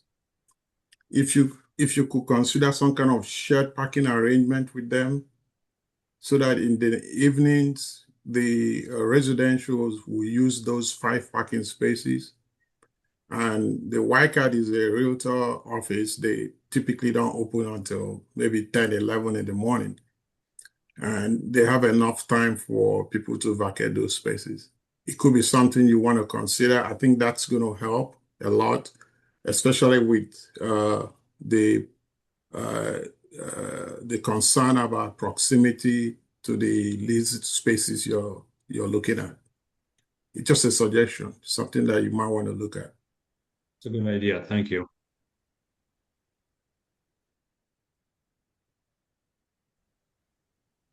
Derek and Justin. I can go next. I just have 2 comments. The first, I want to correct something in my report where I mentioned that the properties at 14 North Harrison Street and 366 Nassau Street are in the 4th round plan. That is incorrect. The one at 14 North Harrison Street is not. The one at 366 is. And also that one at 245 is in the 4th round plan. That's the one that Mr. Floyd mentioned before is across from the Ivy Inn, so that's not very proximate to begin with.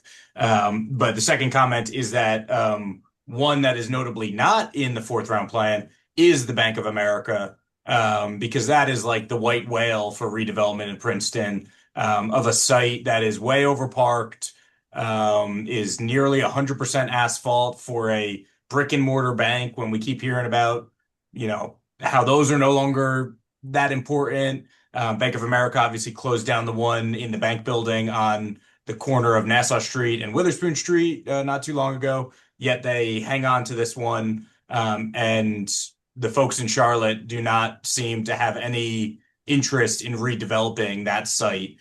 So when Mr. Barsky says he may be able to rent spaces from there, I think that parking lot's going to be there for some time, for better or worse. Thank you. You're welcome. I just want to add, Mr. Barsky had mentioned that he had a fully compliant plan, and that would still have had to go for a preliminary and final site plan approval, which would have caused discussion on that larger development on that parcel. That's correct, Mr. Cohen. That plan never, it was paused before it went to the planning board. Notably, the Historic Preservation Commission did not recommend approval of that, which would have required the planning board to state on the record why they would disagree with that. So I just mentioned that to say complying is not the same as approved. Exactly. Steve, Derek has his hand raised. Yeah, Okay, Derek. thank you. Daniel, could you just touch upon if the 2-bedroom unit was moved to the third floor, that the size of it would comply with the current? It will. Yes, it would, Derek. Thank you. Okay, board members, any other questions of the applicant or his witnesses? Yes. My hand is raised. Yes, please. Mr. Barsky, just help me out with egress and ingress into this parking lot. Is there a way to get from Nassau Street, back through Whole Earth parking lot into your proposed parking lot area for the new building? Not without coming down Nassau or Harrison Street to access this walkway here or through this drive aisle to this back door. So you would have to come down Nassau and along Harrison Street. So, okay, so there's the entrance and the exit on Harrison Street. I can't get there from Nassau Street by parking in one of those back lots. I mean, you cannot drive into your drive-through kind of site. They're driving in parking area. It's not accessible from the other entrance, the other side. It's not. You would have to, if you would, park your car and then walk down to the sidewalk and around the site to the building. Okay. I was just there today and I don't recall exactly what the layout is, but I gather there are sort of landmarks in front of that ingress and egress, and that can't be changed.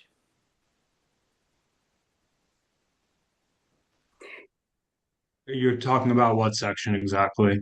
You see where you have a little square, it says parking and driving aisle, right? Yeah. Okay. Yes. And you're saying there's no, from that lot over there or whatever it is over there, there's no access. No, there's not. This is the Weichert parking lot Right. in the rear here. And then there's solid fences and there's no way to actually pass through here. Okay, So because there's a whole lot of grade changes and fences and walls and there would be no way to pass through here. The so only there's way would be permanent, okay, there's permanent Yeah. structures there. there are, yes. Okay. So really the only way to get in and out is that Harrison Street entrance with a car Yes, at the or with moment, an yes. with an emergency vehicle. Okay, thank you. Correct. Yes, who spoke? Michael? Yeah. You could go first, Michael, if you'd like. Oh, okay, thank you. Back to the my uncomfortability additionally with the parking management plan. If we go to your section on occupancy of the managing plan, it is anticipated that commercial tenant will occupy its spaces during normal business hours, and residential tenants will occupy their assigned spots during evening and weekend hours. I don't believe that can be stated like that, as that's how it's going to be. If you're going to have, say, like you have a real estate agent, Queenston, in there now, they work on Saturdays too, you know, and they meet with tenants. So normal business hours won't be necessarily exclude weekends. And with tenants, they're not just going to be, you can't say that after 5 o'clock or after 6, whatever you mean there. I think again, the management of parking is not that easy, as you know, and it's not as easy as what's stated here.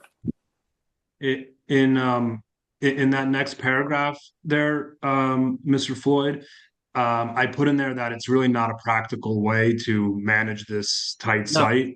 So I said it's likely that's a scenario, but I'm not going to be monitoring or managing people moving in and out of parking. I'm going to allocate 2 spots to commercial, 1 to affordable, the rest to the market rate residential, because coordinating people in and out of here, this isn't the ideal site for that.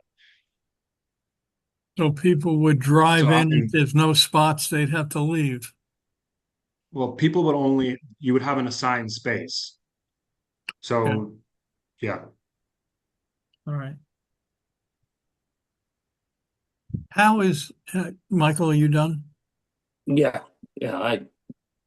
How is, Go ahead. I was just going to ask, how is the trash taken out?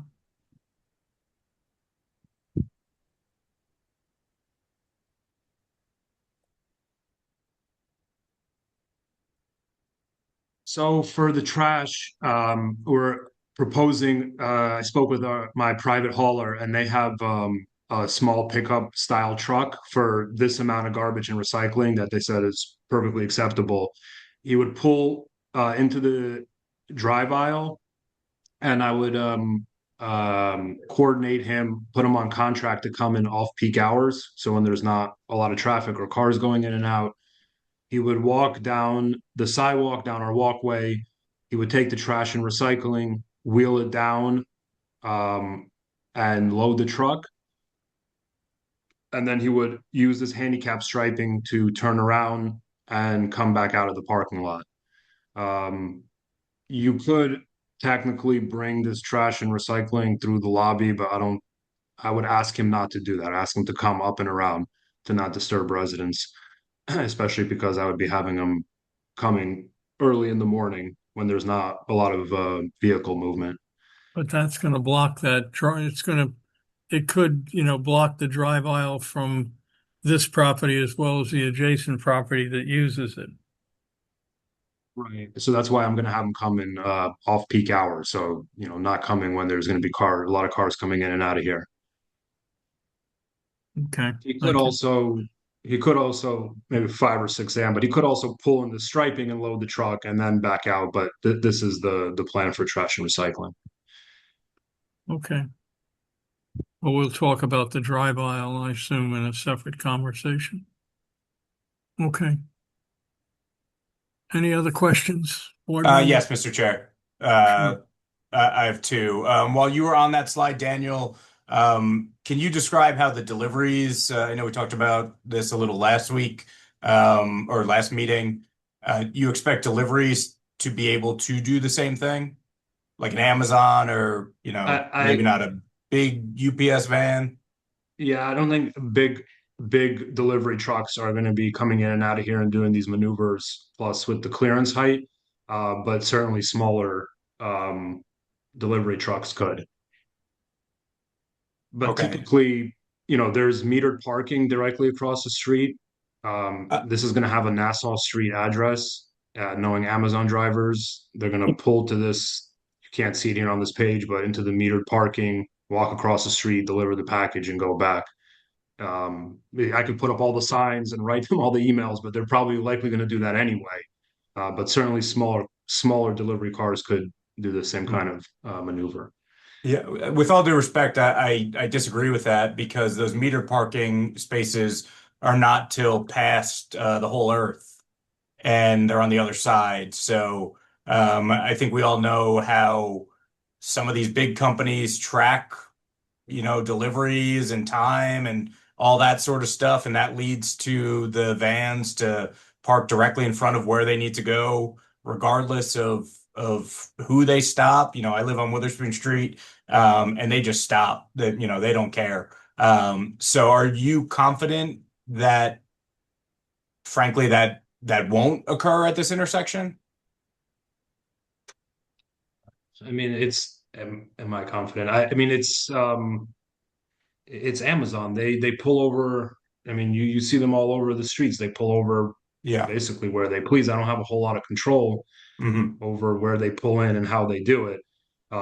It would be I would presume that, those spots are right across from Whole Earth, which is right next door. It's not even a quarter block away.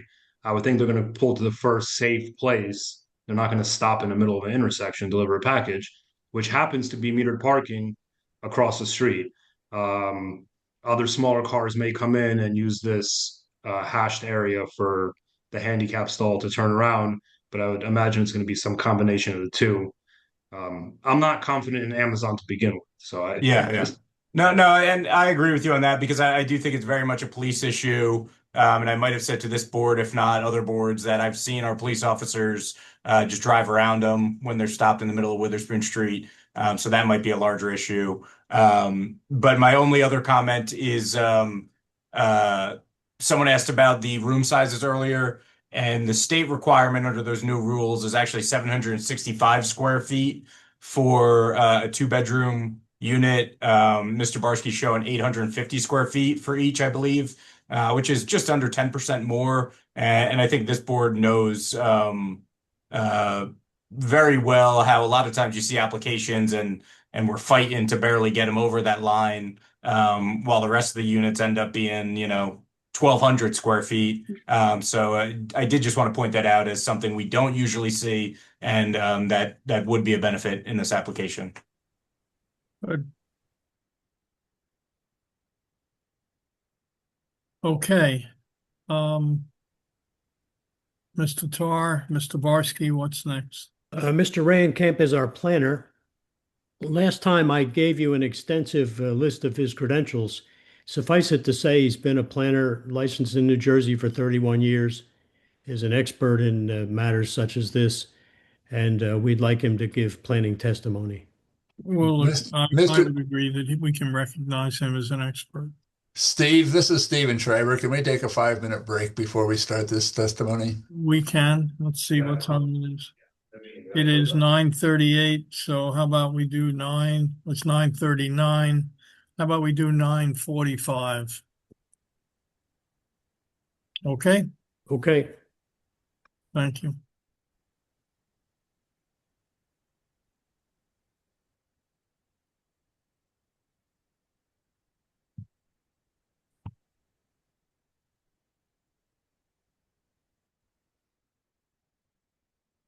Make sure you mute yourself this time. I don't know if I agree with this.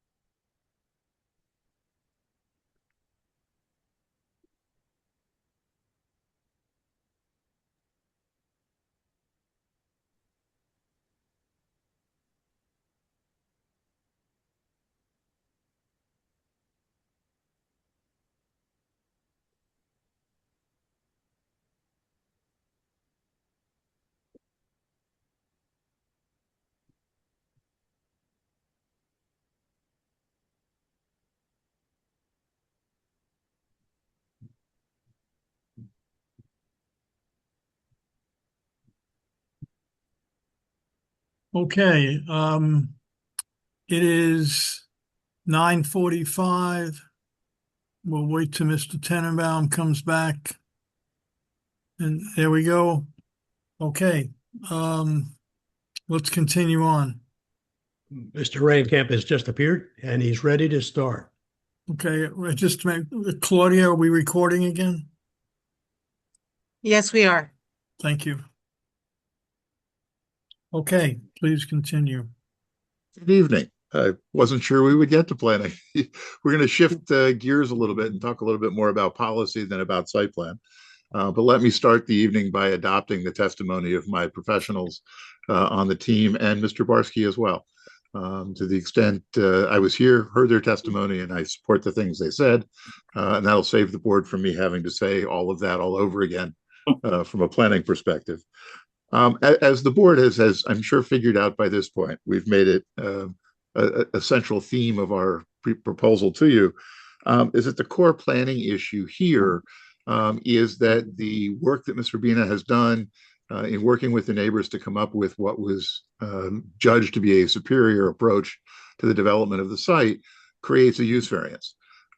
These AHO2, we'll go through it in a little bit more detail, anticipated that non-residential would be on the ground floor and residential would be above. And obviously the plan that's before you is more complicated than that. We have both situations. So we have a use variance in two parts. The important thing here is that the purpose of the AHO2 district, in addition to adding affordable housing to your plan, calls out the retention of historic buildings and supporting the Nassau Street corridor with that continuation of non-residential uses on that corridor. The proposal that's before you has the non-residential uses on the ground floor on what the ordinance would refer to as the street fronting building. So the historic building facing Nassau Street continues to have the non-residential on the ground floor, continuing to activate Nassau Street with interest and non-residential activity at that level. Our residential on the ground floor here is tucked behind that building. So it is not consequential in terms of the activation of Nassau Street and the interest at the street frontage of the site, and is in fact tucked into what in the complying plan that had been before the planning board was parking. So we're substituting an area of parking for two residential units to get to a reasonable residential yield, but it in no way impacts the ordinance intent on having that non-residential use on the front of the site itself. And in reverse, in order to not connect the residential building to the historic building, protect the rear, not have a connection, that second story of the historic building doesn't make sense as freestanding residential disconnected to the services lobby and all of the other activities that would go with the residential building. So the use variance is asking to allow the office use to continue on the second story. And while that's a use variance in the AHO2, obviously this is a corridor in which second floor offices is not atypical. So it still fits within the character and nature of the corridor, the neighborhood that it's in, even though it's technically a use variance under the AHO2.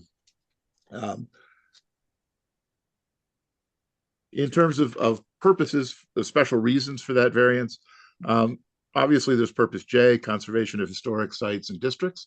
The whole point of this amended approach to developing the site is the preservation of the historic building, not only its facade, but also not overtopping it, not connecting to it, and protecting the back of the building as well. And all of that would be advancing purpose J. I'd also point to purpose I going in close connection to that, which is the desirable visual environment. Obviously dropping the height, not connecting new and old buildings together has been judged to be a superior aesthetic approach to the overall Jugtown area as well. So not just the historic elements, but the way the design interrelates implicates purpose I. I'd point to purpose G because we are continuing the purposes of the AHO2 with a reasonable residential yield. We're not getting the maximum number of units that the district would have permitted, but a reasonable residential yield and still contributing affordable housing to the overall affordable housing plan. And to the extent we're going to talk about bulk variances in half a second, I'd point to purpose M as well, which is the efficient use of land. In order to get all of this to occur on this site, the bulk variances that I'll talk about in a second are going to be necessary. So let me switch gears. I'm going to reserve the intent and purpose of the zone plan and impact to the neighbors until after I do the bulk, and I'll do them together. It's going to be the same story, both for use and bulk on those prongs. The site plan that we're showing, or the exhibit that we're showing from Daniel's packet, identifies the areas where we have bulk discrepancies from the AH02 and other provisions of the zoning code. Let me start going down the central portion of the exhibit, and that is between the foundation and first floor level of the residential building and the existing structure that will remain in office. Theoretically, two buildings on the same lot require the 10-foot setback. And obviously we are encroaching on that in two different sections, coming down to 5 feet towards the rear of the property, which allows adequate access to get back to what we have as the pocket area for shared waste management. And in the front, we had to encroach on it 2 feet in order to get sufficient living space for the units that we have on the ground floor. This is not a provision specifically in the AH02. This is a general zoning provision for two buildings on the same lot. And I believe that we are, because we're ensuring that, let me put it the other way around. The way to comply with this and not have the variance is to connect the buildings, as the original proposal did, by requiring the buildings to be separate, giving us enough room to accomplish the objectives of the walkway and the bike racks. We have the distances that we show. So it serves the purpose, but going further apart would not allow this approach to the development to be successful. The next one, I'm going to go down to the bottom of the exhibit. It shows 5 feet as a setback from the Harris right-of-way, 5 feet to the building. Oddly, the zoning code in the AH02 would allow us to go to 0. So it's not that we're trying to get closer than the code permits, but the code gives us two choices. You can be at 0 or you can be at 10. And given the busyness of the roadway, the relationship of the walk to the right of way, we think it makes more sense to give a little bit of space here. And the 5 feet allows us to accomplish that. I think it's aesthetically pleasing to have that. I think 0 would be too extreme in this particular location. So I think 5 feet makes sense. Requiring us to go back to 10 where 0 is permitted, I think is following the rules more than the sense. This is providing an appropriate side area in presentation to the roadway and its character. So I think 5 feet makes sense from a design perspective. And as I said, 0 could theoretically be permitted. Now I'll go to the left-hand side where we've got the 1 foot indicator for these buffer area, if you will, between parking and property line, and 10 feet to the building. This is adjudged to be a rear yard, which would require 15 feet in the district. Let me start with the buffer. The buffer is generally required to protect the residential from the non-residential aspects in the area. And here what we're talking about is we're the residential. Immediately adjacent to us is currently a commercial property. Providing a buffer between a parking and an access way doesn't make a ton of sense. We are addressing the aesthetics of it with the fence, and you heard the description of the fence we were proposing. Could go to a solid fence, but it accomplishes the screening, the blocking of the headlight lights, and all the rest, while allowing the overall development to occur. The 10-foot setback to the residential building is occurring up on the upper level. So it's not encroaching at the ground level, the ground plane, if you will.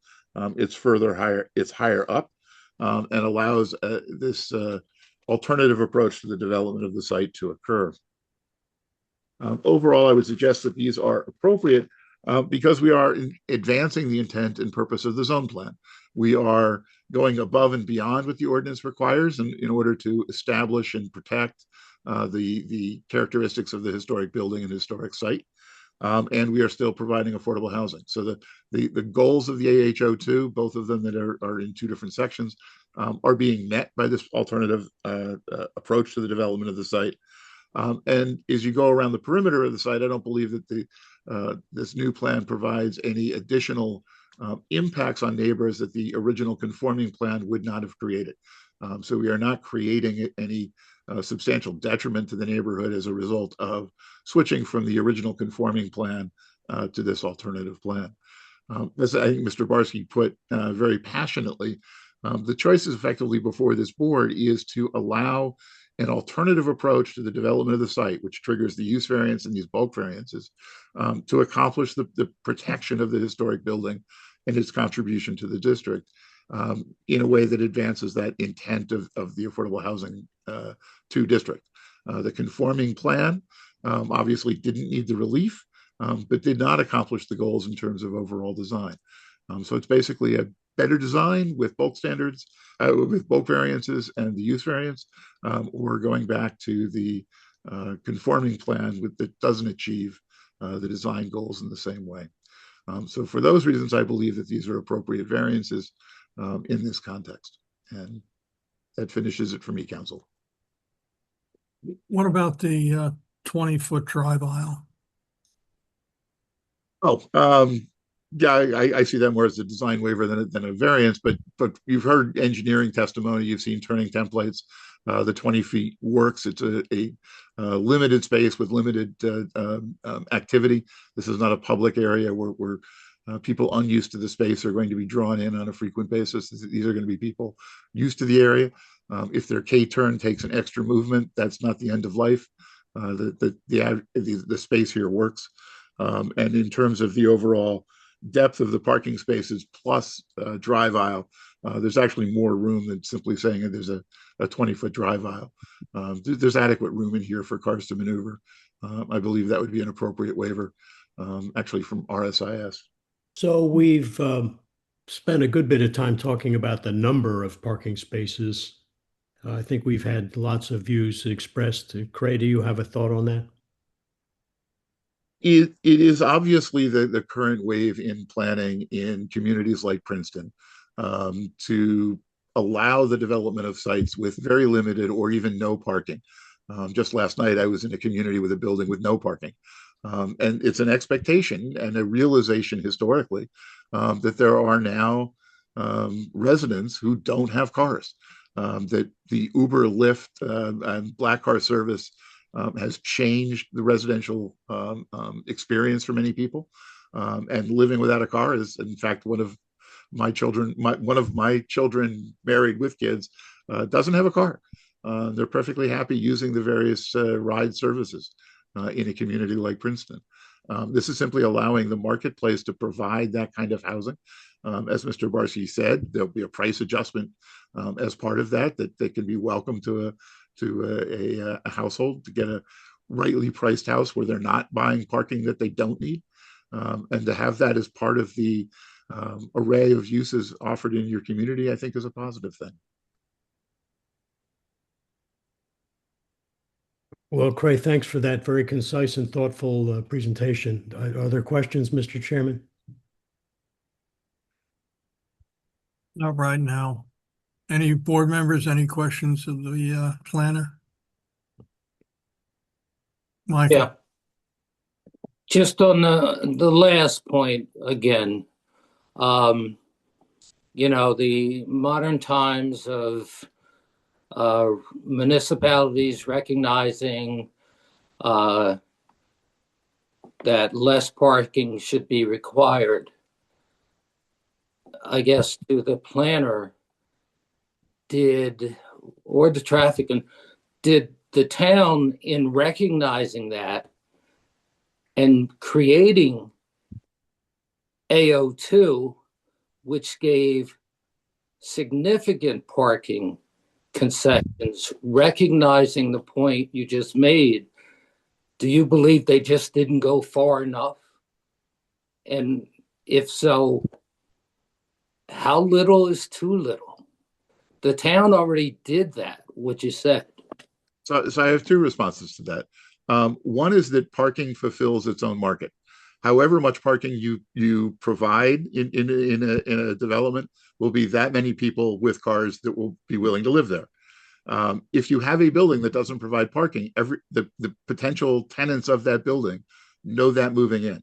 So you're self-selecting the tenants. So yes, having more parking would be great. It opens up more marketplace for Mr. Barsky in the future. But not having parking is not fatal. It simply means he's the one in the marketplace searching for those tenants that don't need parking. To me, it's a market issue. I wouldn't say that the AHO2 district was wrong in providing some additional parking. And frankly, as Mr. Floyd, as you were going through your math, I'm looking at this as a building that essentially complies on the residential side. And while Mr. Barsky wants to save a space or two for his commercial tenant, we're essentially outplacing the commercial parking. That's where the bulk of that parking demand on that table was coming from. That's not being satisfied on site. I think the spaces we're showing are very close to what would be required under AHO2. I don't see this as a substantial change, if you will, relative to the residential requirement of AHO2. It's essentially asking the community to believe that a commercial office use, as Mr. Barsky said, he will curate to find tenants that don't have high parking demand, can be satisfied as other businesses are in the corridor. Well, then the follow-up question is, what's the use of a well-thought-out AO2 zoning code if you maintain it should be driven by the market? Because you reminded me what my second part of that answer was. The AHO2 would allow us to build a taller building connected to the historic building.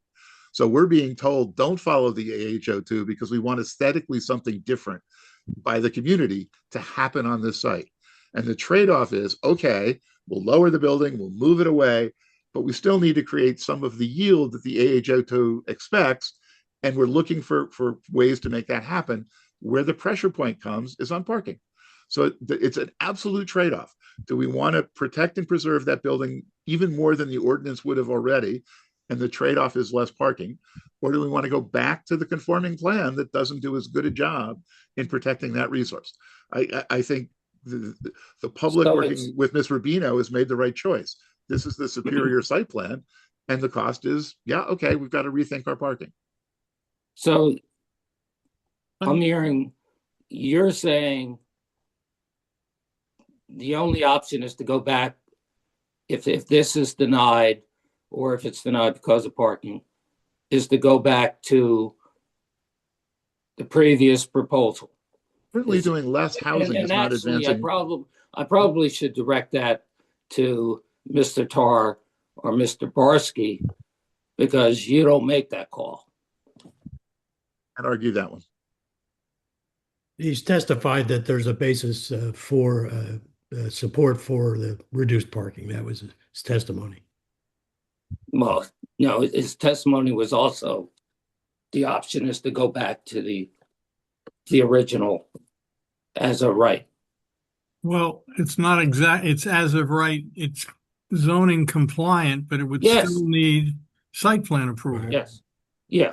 Right. That's what I meant. So. Okay. That's what he said. So, Justin? Yes, thank you. I would like to jump in on the municipal side as the planner, just to discuss some of the things about the AHO2. That was created in our third round of affordable housing to allow for the realistic development of affordable housing. We have not had another application in that zone with the standards that we have right now. So that leads me to believe in the 6 years in which that's been in place, something is not quite there to allow for the creation of affordable housing. And in some of our other affordable housing ordinances, particularly in the borough, we require slightly less parking for the residential units, more so one space per unit. Here it's 1.1. But much less, and the first 5 you don't count as it is here. But we allow for significantly less commercial minimum parking. In those cases, it's actually 0. And those are the zones. I'm thinking of the ones that are on North Tulane Street and parts of Nassau Street, probably I'd say a third of a mile from this one. So there is a slight difference in those are closer in town. There are parking garages near them. There's metered parking. There are all those things. So I would not recommend, copying that. And I think there was a reason why we distinguished from those 6 years ago. But that being said, I think if we were to, at some point, we would potentially refine this zone. We were not able to do that in the past 6 years because then we would have to open up our third round all over again, and we basically just did not want to do that. But it is very possible that in the future, if we were to refine this, we would not use the underlying zoning, which the underlying zoning's parking. Which our master plan approved in 2023 critiques pretty significantly for all those reasons that Mr. Rankamp said earlier. But would you suggest lowering it to the amount that they're actually proposing? I'm not sure off the top of my head. I have not done the math, but I will note that for the just introduced ordinance for the site next door to it, which would be a mixed-use building on a larger scale, allowing many more units, but also allowing or requiring commercial space. We do allow for some of the units to be, or some of the parking spaces to be shared. I think we used language that said something like 50% of the spaces, of the commercial spaces, can be counted. Essentially, the residential can be counted twice, or the space can be counted twice. Let me put it that way. So we could have chosen to use this underlying zoning, or this underlying parking from the underlying zoning, but we chose not to because of some of those reasons that Mr. Rankamp said. So I don't know. I haven't done the math if it'd be this exact number, but it would be fewer than I think it was 13.3 that was required. I think it's safe to say it would be half of that, if not fewer. And I just would say, earlier when I was talking, I actually on my own recognize for me to view it in that way too, where if you may recall, rather than the 13.6 on the office side, I said I could see something like 7 or 8. Mm-hmm. I mean, that's fairly fair to me, but that's without the town weighing in on anything. But 7 to 8, let's say 7 now, plus the 5.5 that should be for the residential, still gets us to 12. So I'm saying, yes, in my mind, give them these concessions on the office, but it's still not enough parking. But that's just in my mind and my thinking. Other people may have thought it through much more and in a different way.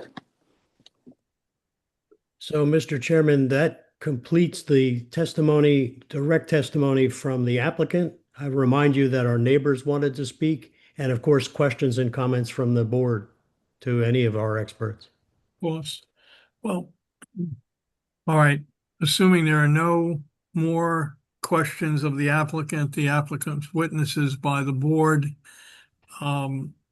after allowing Mr. Tarr to make a statement, we'll open this up to the public.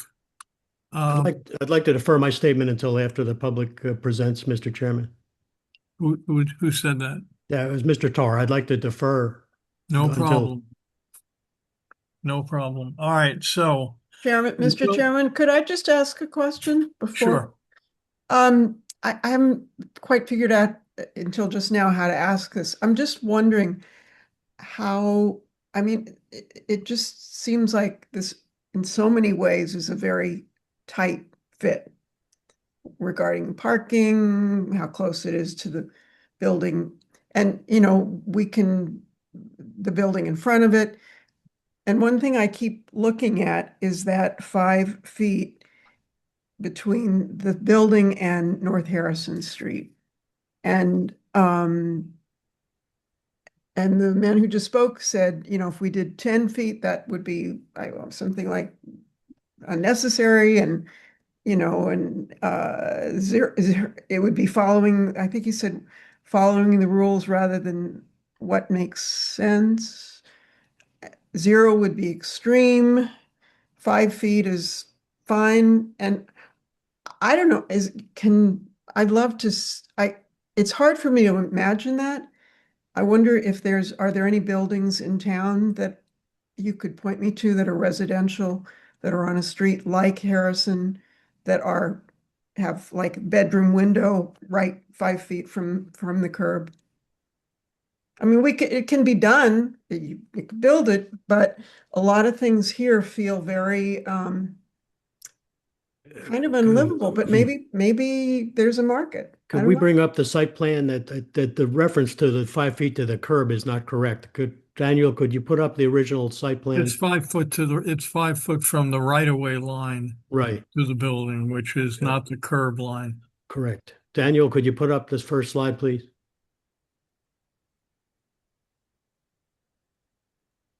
It's 5 feet here, the curb line, it's much further to the actual street. How much? And Jim? Jim, how much? 8, 5 plus 3. Oh, 13. well, that's a lot. Never Oh. mind. Yeah. And also it's worth noting that actually the existing building sits closer to the street than the proposed. Well, nobody lives there now, though. The existing building is a commercial building, not a Somebody did. residential building. Okay, yeah. I mean, in most of downtown, Isn't in this that downtown area, why the there's- first floor is meant to be commercial?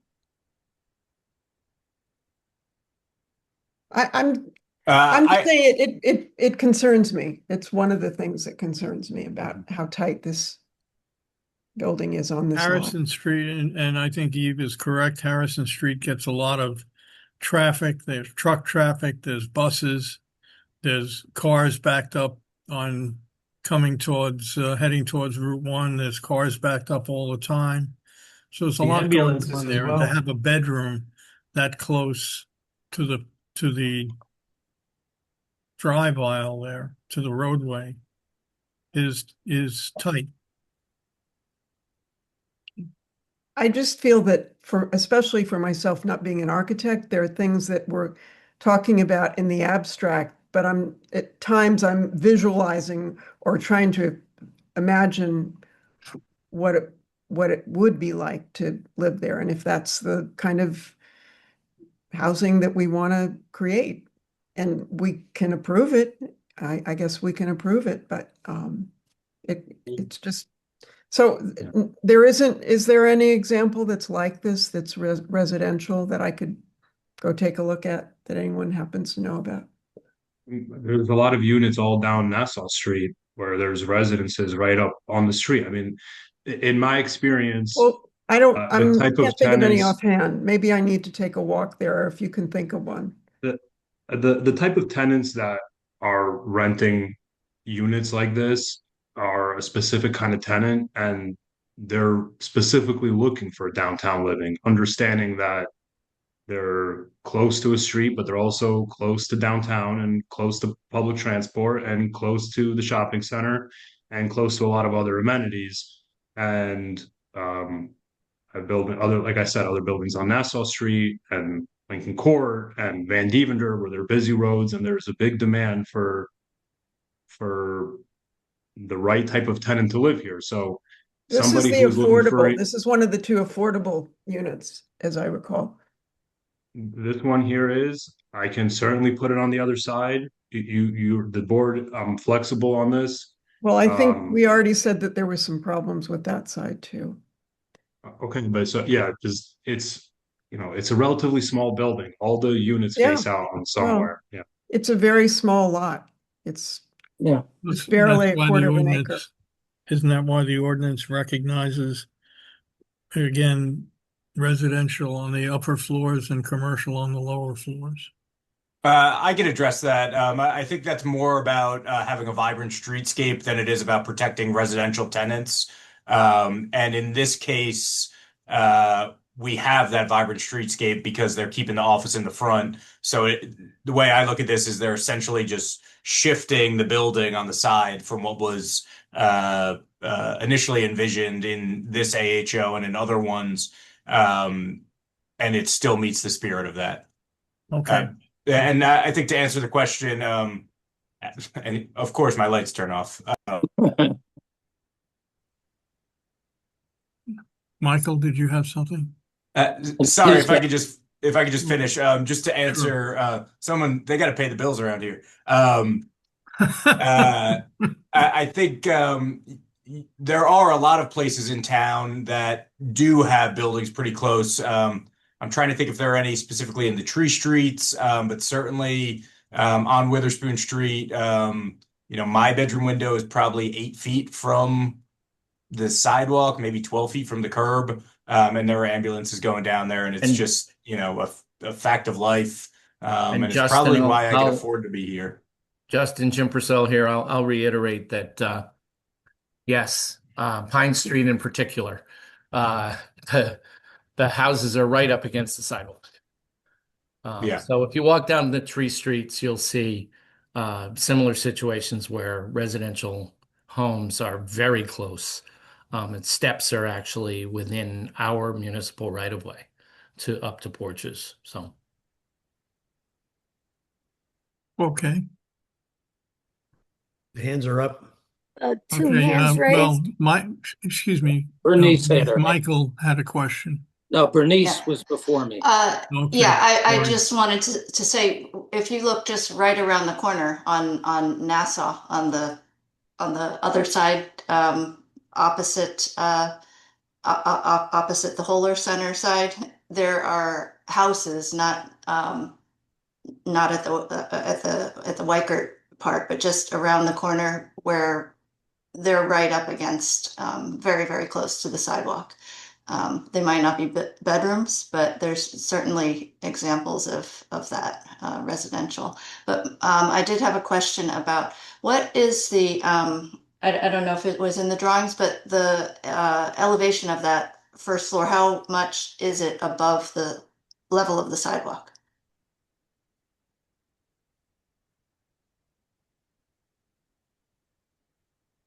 Can't be too much because, well. Yeah, it doesn't What is it? look Yeah. like much. That would probably be a question for Mr. Kamalchek. Ms. Rabina, Well, I think Mr. Kamalchek would know what the finished first floor is relative It's within to the about a foot. sidewalk. It's within about a foot of the sidewalk. So the finished first floor of the building is a foot above the sidewalk? Yes. Okay, and that's so coming in underneath the building, you can get up to that 1 foot from an ADA standpoint. Yes, there are no risers from the sidewalk up to the front door. Yep. Yeah, and Daniel, maybe you're able to pull up to the elevation, because we did have a little transitional space there to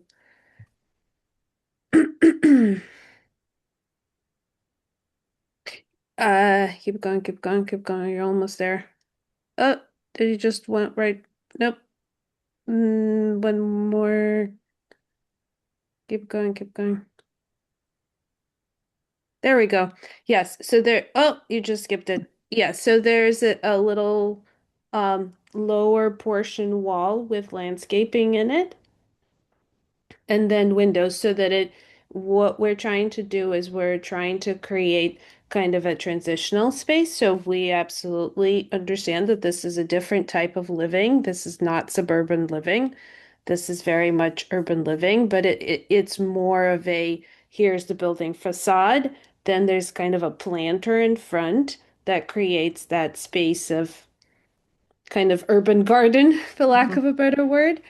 And then as Jim explained, our ground floor units are wheelchair accessible, which is really important because we do not have an elevator. And at least one of the affordable units needs to be wheelchair accessible. So it is critical that they're located on the ground floor. Excuse me, were those drawings included in the plans? Yeah. Okay, all right. Just wanted to know if we need to make Yeah, it an I exhibit. think, no. So Daniel has them individually per slide, but they're on an elevation sheet. And the drawing that Daniel showed had a little bubble showing which sheet they were on. And also, Okay, Ms. Chen, thanks. we did include that 3-foot parkway or that green space between the curb line and the edge of the sidewalk to create a larger, softened sort of buffer and pedestrian space where currently the sidewalk right now is right up on the curb line. So we felt like that was another asset with sort of reworking this streetscape with the elements that Marina discussed. Yeah, and sorry, No, go ahead. to Ms. Chen's point is she's absolutely right. Along Nassau Street, there are homes, including the home of one of our neighbors from Save Jugtown, who has that exact relationship where there's a home very close to the sidewalk.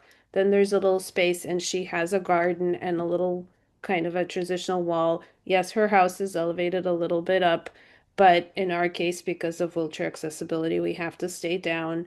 But it's the same concept. It goes building wall, kind of a transitional planting zone, sidewalk, green strip, and then street.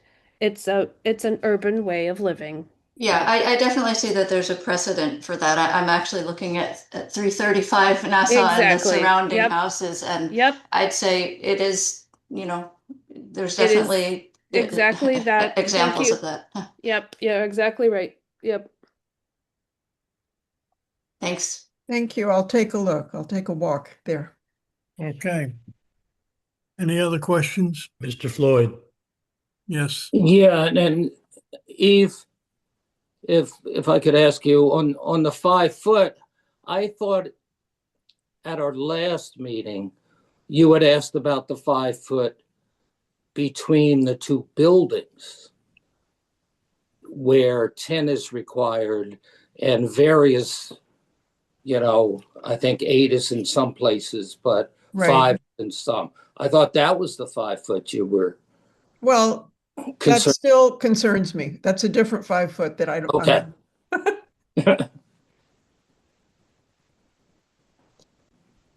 Okay, any Because other it's, questions? it's low down and it's going to be darker and it's just really close. Okay, yeah, I was. But I'm sorry if I wasn't clear about which side of the building I meant. Yeah. Okay, any other questions? All right, we're going to open it up to the public now. What I'd like to do is limit each presentation to 5 minutes, so we can keep this moving along. Claudia, do we have people that are interested in speaking on behalf of this application? Mr. Afran is the lawyer for this Save Jugtown. I believe he wanted to speak. Okay, Mr. Chairman, I have a professional relationship with Bruce. So I don't know if I need, just for the sake of making everything proper. Well, I don't then think I he should ought- have to recuse. No, he ought not speak. from- We need 7 voters. We ought not Yeah, speak. then. so,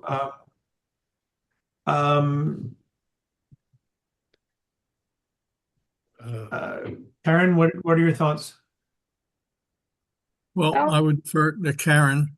Now, my first reaction is and without delving into whatever relationship you have with Mr. Afrin, since he's being offered to provide support for the application,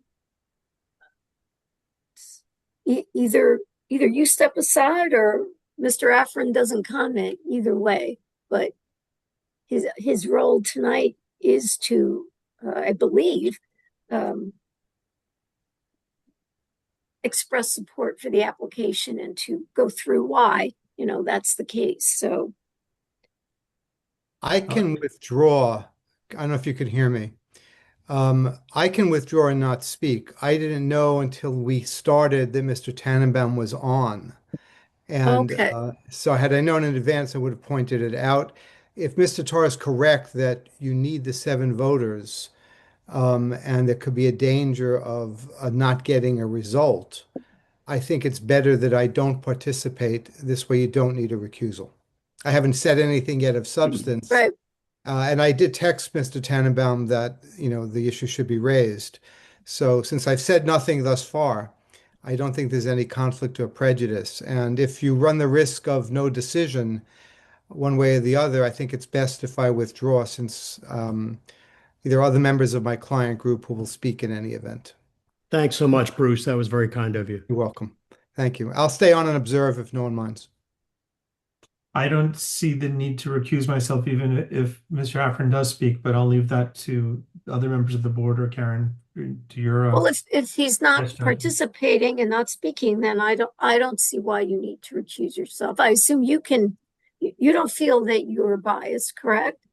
I wouldn't feel biased if he spoke. Okay.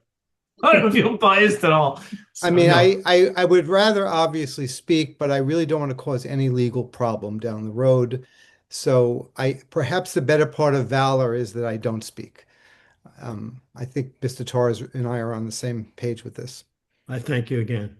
Thank you. Okay, Claudia, is there Mr. anyone Zink, else that's Clifford. indicated they'd like to speak on behalf of this application? Well, I should Mr. say beforehand, we're going to open it up to the public. If there are any members of the public that want to speak, they can indicate that by pressing the raise your hand button on the bottom of the screen, and then you will be recognized. Claudia, do we have anyone that's wanting to speak? Clifford Zink, have you pressed the hand button? You're muted. Yeah, I see Mr. Zink on the screen, but he's muted. Clifford, you're muted.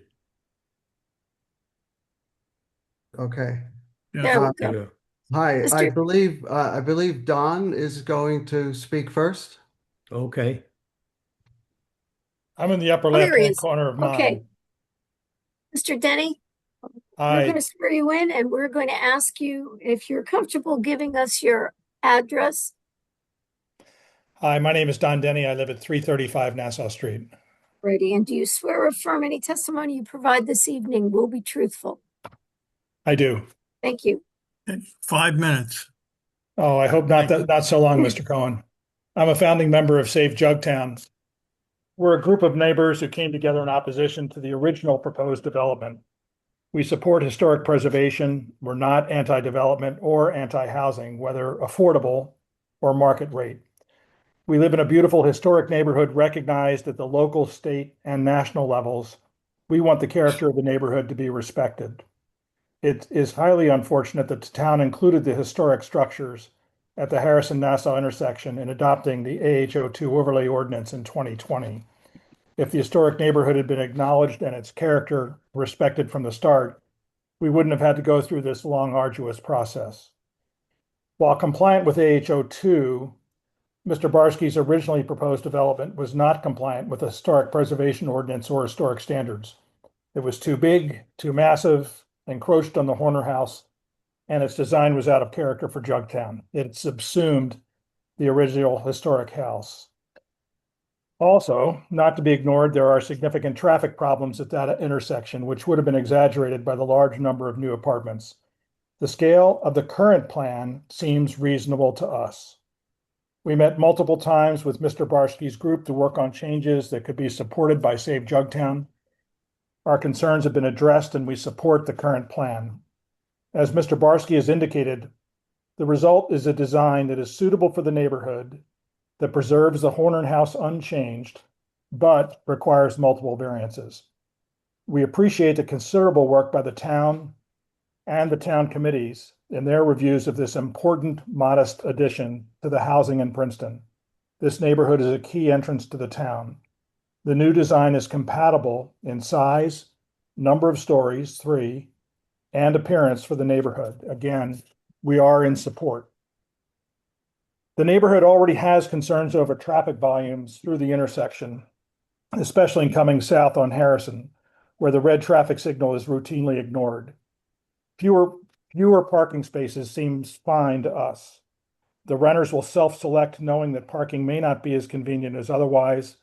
There is local bus service, including NJ Transit and the Princeton Muni, and the location is walkable and bikeable to town and shopping.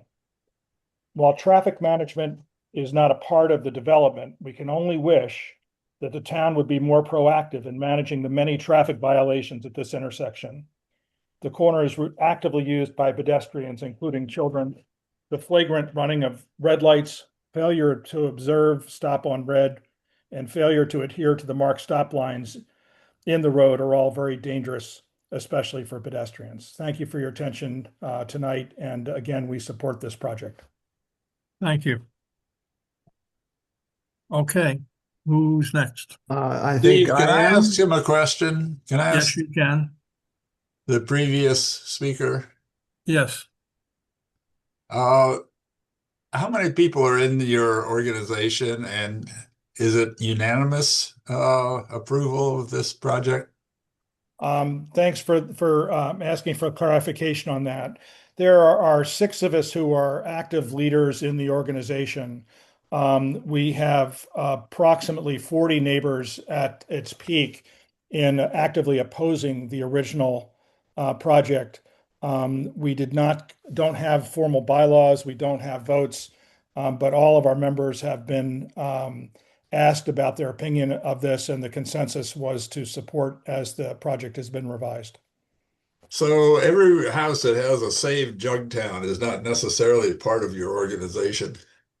Not necessarily. Many people have Save Jugtown signs around the entirety of Princeton. They're obviously not all residents of Jugtown, and therefore don't have the same. They have not been as active. Just because you have a sign doesn't mean you've been active in the organization. But really, when you say that you support this, is this the 6 of you support it, or all 40 of you support it? A difficult distinction, because I could say that I personally support it. And when canvassed, when the members of the organization were canvassed and say, can we support this? The answer was yes. But it is not, it's not an organization that has bylaws that would lead to formal voting on a proposal like this. Okay, thank you very much.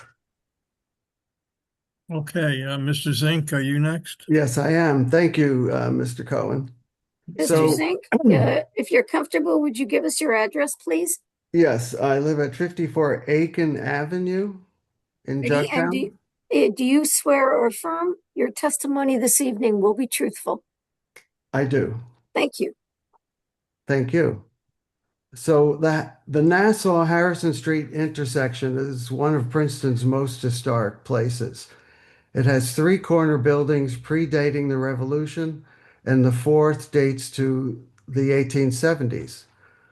A Quaker named Joseph Horner built his house at the current 344 Nassau Street in the 1760s with bricks made in Jugtown. The Horner House also represents slaveholding in Princeton, as Horner manumitted his enslaved woman Elizabeth there in 1777. As former HPC member Elric Endersby eloquently showed at the first HPC meeting on this project, on the previous proposal, the Horner House retains rare examples of significant pre-revolutionary materials and craftsmanship on the interior. When the AH02 was first proposed and first approved in draft form by the court in December 1919, it did not include the corner properties at the intersection. These were added later without any consideration of the Jugtown Historic District or the existing conditions at the intersection. The AH02 was approved in the midst of the pandemic, and residents only learned about it when the developer first proposed a massive building that would be built onto the Horner House would not meet provisions of Princeton's HPC ordinance, and would lead to unsafe pedestrian conditions on Harrison Street. HPC appropriately rejected this proposal. At Save Jugtown neighborhood meetings, everyone agreed that new housing with affordable units on the 344 Nassau parking lot and others in Jugtown would be fine, but new construction needed to take into consideration the historic district and the urban design conditions and the neighborhood character of Jugtown. We proposed to the Barskys that a 3-story building completely separated from the Horner House, designed to meet provisions of the HP ordinance and pulled back from Harrison Street, would still provide affordable and other units and also provide better pedestrian safety. Much to their credit, the Barskys were amenable to a compromise, and we commend them and Christar and Marina for the many cordial interactions we had with them in reaching the compromise. We also commend public officials and staff for their efforts on this compromise, which HPC approved. Because AHO2 did not consider the Jugtown Historic District or the Horner House or the existing conditions at the intersection, you are being asked to approve variances for AHO2 provisions that make no sense for this property, specifically the side and rear setbacks and the change in use. Horner House has been in commercial use on both floors for decades, and the narrow conditions on Harrison Street make no sense for commercial use there. Regarding parking, Daniel and Cray have said that if Daniel has trouble renting units without parking, he will have to lower rents, which will make the units more affordable. So I don't think that the board should get too focused on the parking. Ultimately, the proposal in front of you represents a good balance between creating new housing opportunities with affordable units and preserving Princeton's unique historic character.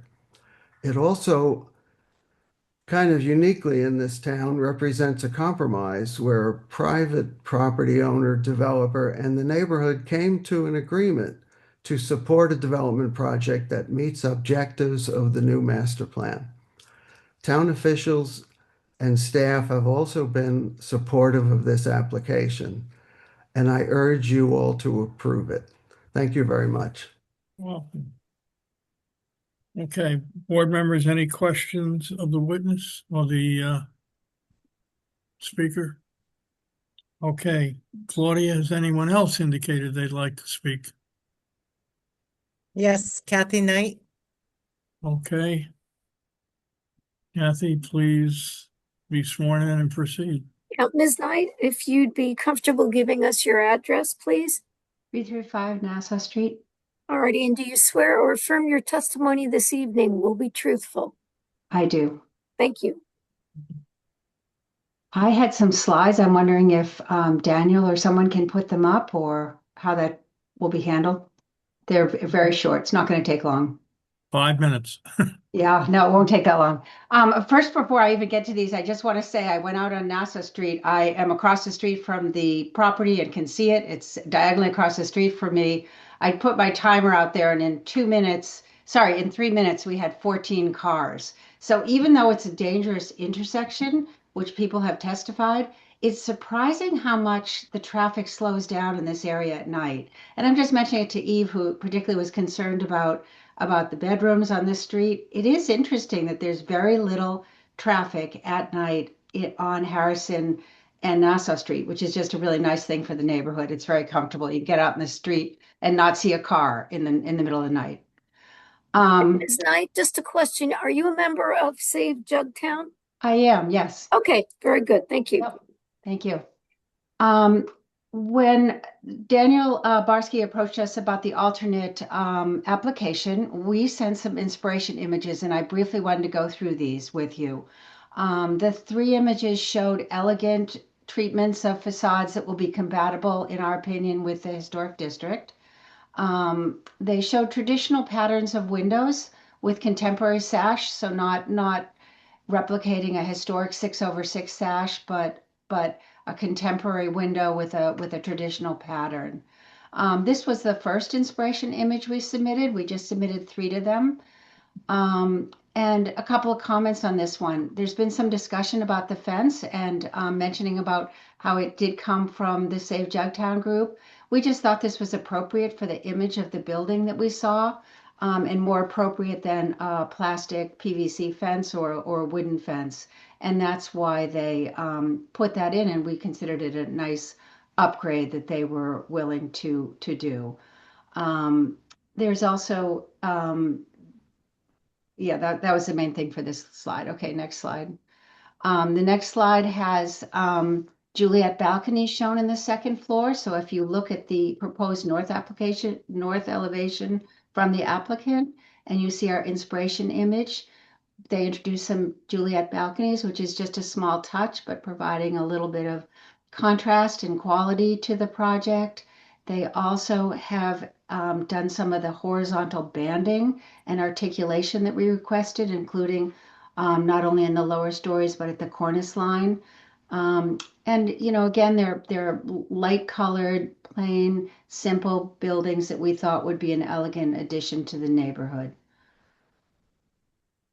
The last inspiration image is probably the one that we got the most kind of excitement from and connected with. It shows the inspiration image with the west elevation. And in it, you can see that the way the 3-story building was the scale was brought down by the horizontal banding that's introduced here. Particularly if you notice between the second and third floor, there's a historic horizontal band. There's some recesses at the windows.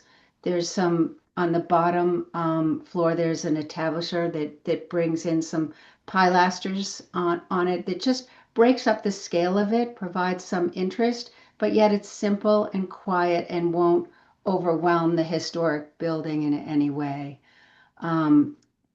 The other comment I had on this one was sorry, Daniel, one more second, that is a concrete curb or a planting bed that you see. Now we only have 5 feet, but that was our concept for providing some break between the residential units and the sidewalk. Marina addressed that as well. And so if you see that, that would be the inspiration for the concrete curb that is shown along Harrison Street, separating the garage at one point and the units on the other side from the street. And then the last thing is just that we think that this project will be a credit to the neighborhood, the architect, developer, and our town. So we think it's a great example of collaboration, and we appreciate the opportunity to play the role in it, and that Daniel Barsky was so open and allowed us to work together. And we hope that the zoning board will see a way to work out the details and approve the project and let it move forward. Thank you. Thank you. Right on the money. Okay, Claudia, anyone else like to speak on behalf of this application? Erlene Beatmonk. I don't know if I said your name right. Hello. Ma'am, are you comfortable giving us your address, please? Yes, my address is 100 Albert Way, Princeton. And do you swear or affirm any testimony you give this evening will be truthful? I do. Thank you. Okay, 5 minutes, please. Thank you. I just happened to listen to the presentation tonight, and as the person who lives in an apartment on Witherspoon Street, I have several comments to make about it. One is the lack of an elevator. The lack of an elevator will probably eliminate tenants that are elderly, handicapped, or have young children. It will just be inconvenient for them to have to go up to another floor in order to be able to live there. because they will have to bring along walkers, carriages, and other things which will make life very difficult for them. So I see this as a place that for young professionals or perhaps with families that have older children. The other thing is the lack of a package room. Where I live, there are continually deliveries that are being made to the apartments. You'd be amazed at how much traffic there is, bringing in packages, food, so on and so forth. And there didn't appear to be any place for them to put it or for people to receive it. So these are just items that I thought you might want to think about for the convenience of the people that are going to live there. Thank you very much. It was a very interesting presentation. Thank you for your comments. Okay, Claudia? Anyone else? There are no more hands. Okay. So, hearing no more comments, we'll close the public portion of the hearing. Mr. Tar, would you like to make a statement before we go into executive session? Very, very briefly. You've heard a lot of testimony. I think we've tried to find experts. We've tried to work with the neighbors. It took well over a year and a complete rework of the project, but we did it. The neighbors are happy. The applicant is happy. I'd heard no particular objections to the use variance. I do remind you that it requires 5 affirmative votes, whereas the other variances only require 4. We hope that we've persuaded you that you can vote in favor of this, both as to the use and as to the bulk variances. And we look forward to hearing your vote. Thank you. Okay, board members, we're going to go into executive session now. Let's discuss the project. One thing, it is 10:47. Do you want to try to finish this evening, or do you want to try to cap it at 11 o'clock?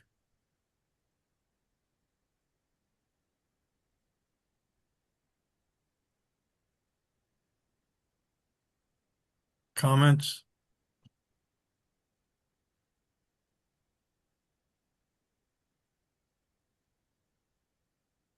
Anyone? Okay, well, go ahead. I want to finish it. Let's keep I going. mean, we should be able to hopefully get there.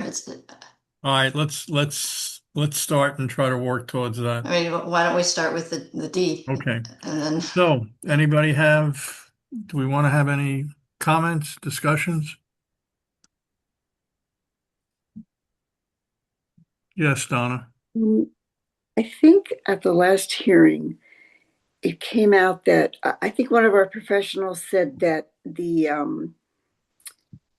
fire marshal did not have a problem with this plan. I mean, I'm kind of worried about ingress and egress for emergency vehicles, but is that true that our fire marshal really did not raise any objections? That is true, because there is a memo he issued. It's one line. I'm just looking for it. Okay. I just want to make sure I had that right. Thank you. Yes, it was dated January 13, 2026. Please note, Office of the Fire Official has reviewed the application packet. Currently, we have no comments. I don't know if he's reviewed anything more recently. Maybe staff can speak to that, but okay. That's as far as he commented. If he had a concern, I'm sure he would have, okay, pointed it out. Yeah. Okay. Board members, any other questions, comments?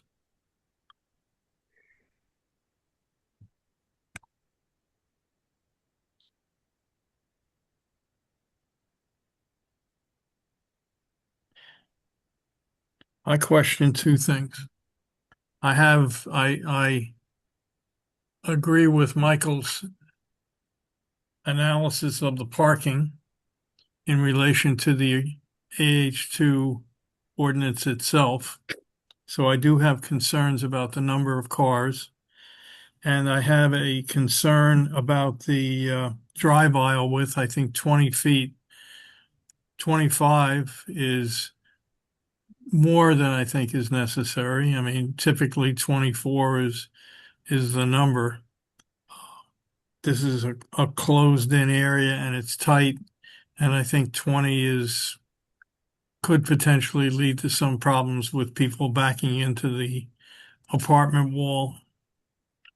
I'm also a little concerned about the screening of the north elevation. I mean, the fence they propose I think is attractive, but it's still going to allow headlights and everything else, and it replaces a very nice buffer that's there. I don't like a solid vinyl fence that they talked about. So those are my and again, the agreement on the part of the developer to not use the rear unit for an affordable unit is, I think, a very good concession. So I think one affordable unit on the first floor with the resolution of whether it's a 2 or 3 coming from the governing body. I think that's pretty much it. I have a few thoughts. I kind of feel at a disadvantage because this feels like a very complex and important decision to make. And I feel like everybody but us got a lot more time to talk about it and think about it. And I'm just talking about the Jugtown people who've worked on it for a long time and all the experts. I'm definitely one who would just as soon move things along and not hold people up. But I'm just almost speaking from, kind of a feeling that I feel like there are all these different elements that we need to kind of evaluate and come to a decision about. And it's just a lot to digest. And even with that, this is the second time we've talked about it. It feels like a lot. One arena that I feel like has maybe gotten less attention was the Environmental Commission report. And I think I know I marked some things. I'm not saying it was ignored, but so that's not a vote or even, I'm not even quite sure. I'm just saying that's how it feels to me tonight, that there's a lot to kind of pull together and come up with what is an important decision. Okay. Board members, any other questions? Comments? Things we should discuss? If not, if someone would like to make a motion.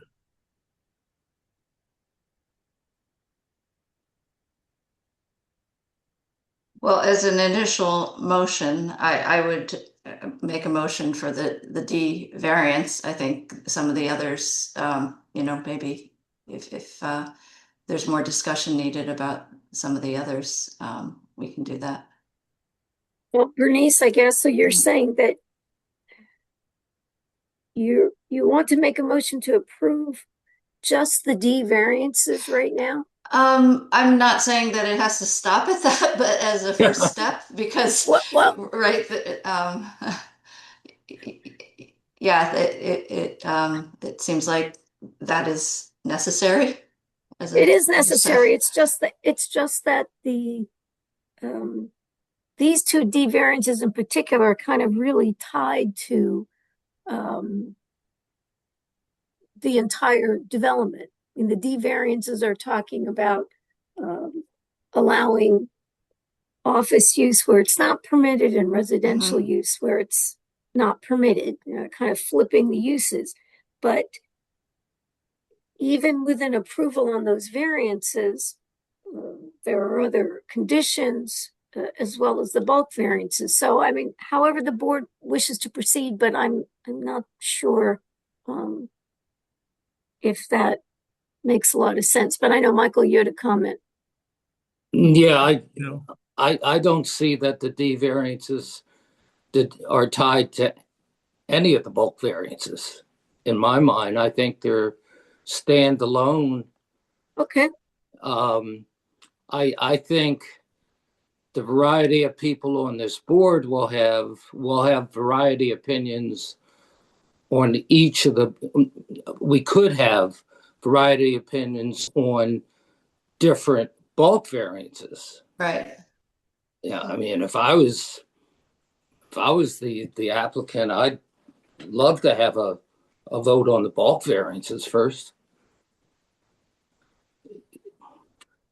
You know, people may have negative votes on the D variances first, excuse me. People may have different opinions on different bulk variances. Some of them may not pass. But I agree with Bernice. And your thought then is the other conditions that normally would be imposed, compliance with the staff memos as testified by the applicant, referring this to the governing body as a condition of approval regarding whether it's two-bedroom affordables or a 2-bedroom and a 3-bedroom, as well as the testified location for the affordables. Your thought would be that will be for the second vote tonight or the third vote. Yeah, that's that the D is about the use, right? And then you can go through the details one by one. I see it that way. And, we can have up to, 6 votes on the bulk variances individually, plus the design waiver. And those conditions can be attached to each of those votes. If, prior to the vote being taken on each one. That seems yeah. And if each variance passes, then the conditions are in place. If any individual variances get rejected, then they get rejected.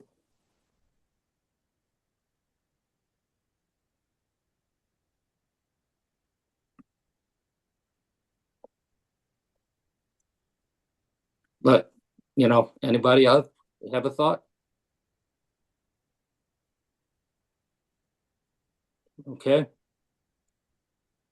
I think it's a reasonable way to do it.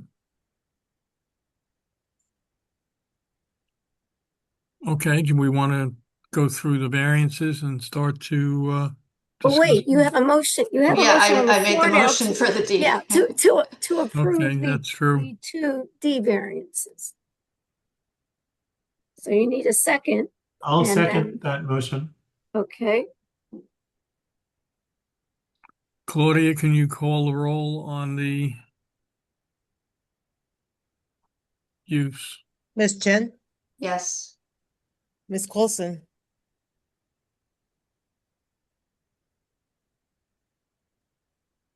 Ms. Yes. Coulson?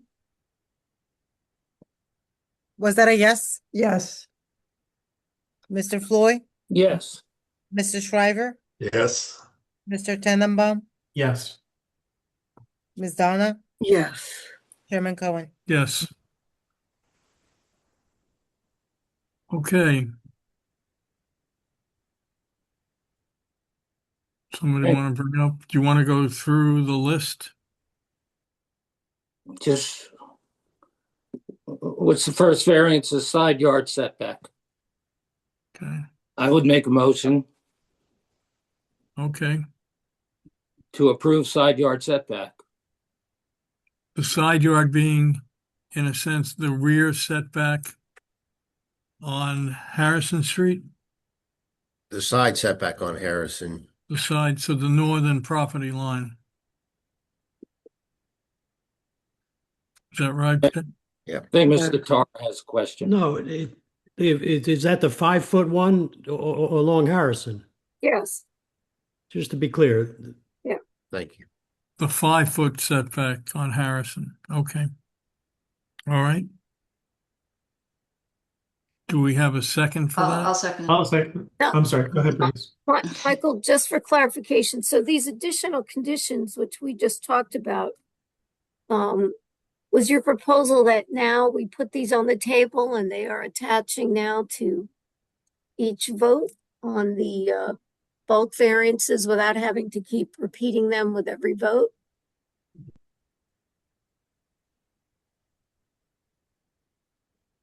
Hey, with me? Regarding the units and council making a decision on the final decision on the units, I think it's important to clarify. I think they're just proposing two bedrooms at this point. That's correct. That's correct. And I think Not a we had- 3-bedroom and a 2-bedroom. The That's two correct. bedrooms So they've that approached that is comply. correct. That's what they're proposing. And my understanding is that that was generally acceptable to the board, of course, subject to the governing body Yep. giving its approvals. All right, well then let me lay out these conditions as I understand them, and then as you take each vote on a variance, we'll approach this that these conditions are continually attaching. So compliance with the staff memos as testified by the applicant. In the actual resolution, I will spell out the representations made by the applicant. The representation regarding the location of one affordable unit, one affordable 2-bedroom unit on the 3rd floor, and one affordable 2-bedroom unit on the ground floor, closer to Harrison Street. An approval by referral to the governing body and with respect to their approval regarding the provision of 2 affordable 2-bedroom units. And I believe that's the extent of the conditions. The review memo by Mr. Bridger, Mr. Purcell, I believe also is setting forth the standard requirements that we would normally have, including any and all third-party required approvals. So there's a motion now on the floor for a side yard setback, both variants. I don't remember if there was a second. Yeah, I seconded. Okay, got it.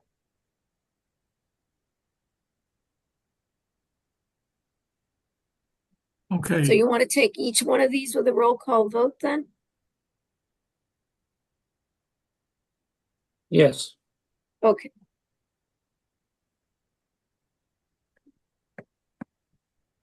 Okay, Claudia, call the roll, please. Ms. Chen, Yes. Ms. Coulson, Yes. Mr. Floyd, Yes. Mr. Shriver, No. Mr. Tenenbaum, Yes. Ms. Donna, Yes. Chairman Cohen. Yes. Thank you. Okay, what's the next one? The rear, the 1 foot, Excuse me? the rear setback. Okay, The minimum is 15, the proposed is 10.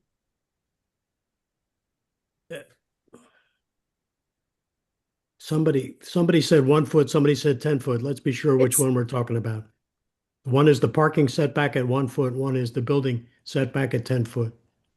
Choose one, doesn't matter. I just want to make sure. Well, I thought how the about we- rear was the one, but whatever. There's 2 at the rear. There's a 1 foot parking setback and a 10-foot building setback. Okay, Both at the got it. rear, both Got at it, the got it. rear.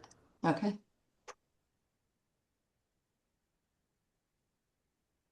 Okay, so which what are you proposing to vote on now? The Why rear don't we follow setback? the list in the memo? That's Yeah. that's what I was Side trying to yard, do. do So the rear yard Yes. setback, 1 foot, 15 is required. Or actually, it's well, wait a minute. Your memo says the proposed rear setback is 10 feet. that's for the building. Okay, so is that what you're voting on now? There are two. There's the parking setback and the building setback. Let's Right, look but- at the same list.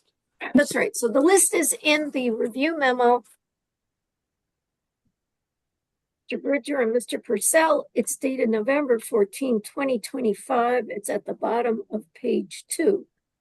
So you've just voted on the side yard setback along Harrison Street.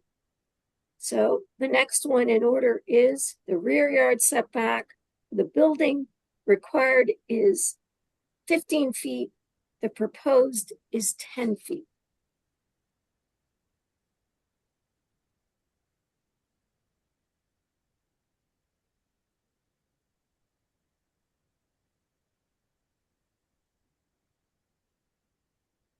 Okay, Is there I'll a move to motion? approve. Okay, Yeah. it's a motion. Is there a second? Yes. Okay, Okay, Who was Claudia, that? Who was yes? Donna. I seconded. Ms. Chen? Yes. Ms. Coulson? Ms. Coulson? I know, sorry, I had my sound off. Yes. Mr. Floyd? Yes. Mr. Shriver? No. Mr. Tenenbaum? Yes. Ms. Donna? Yes. Chairman Cohen? yes. Thank you. Okay, next.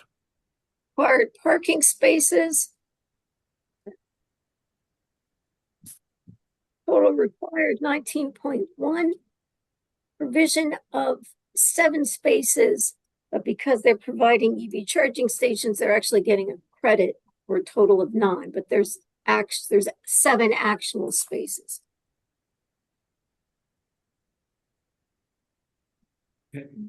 Excuse me, can I ask for a clarification? As we're voting on each variance, a no to one variance means a no to the whole project. I'm understanding that accurately. If you don't get 4 positive votes, that's what you mean by no. No, it's Right, that's what I mean. That's what I mean by no. If I don't get 4 positive votes on any one of the single variances, the whole project is a scrap. It doesn't pass. That's correct. All right, thank you.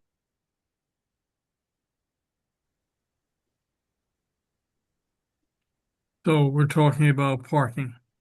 Correct. Comments? Want to discuss it a little more?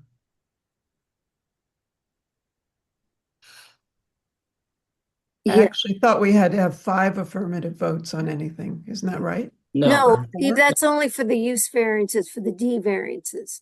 I see. That needs the majority Got it. vote. All right.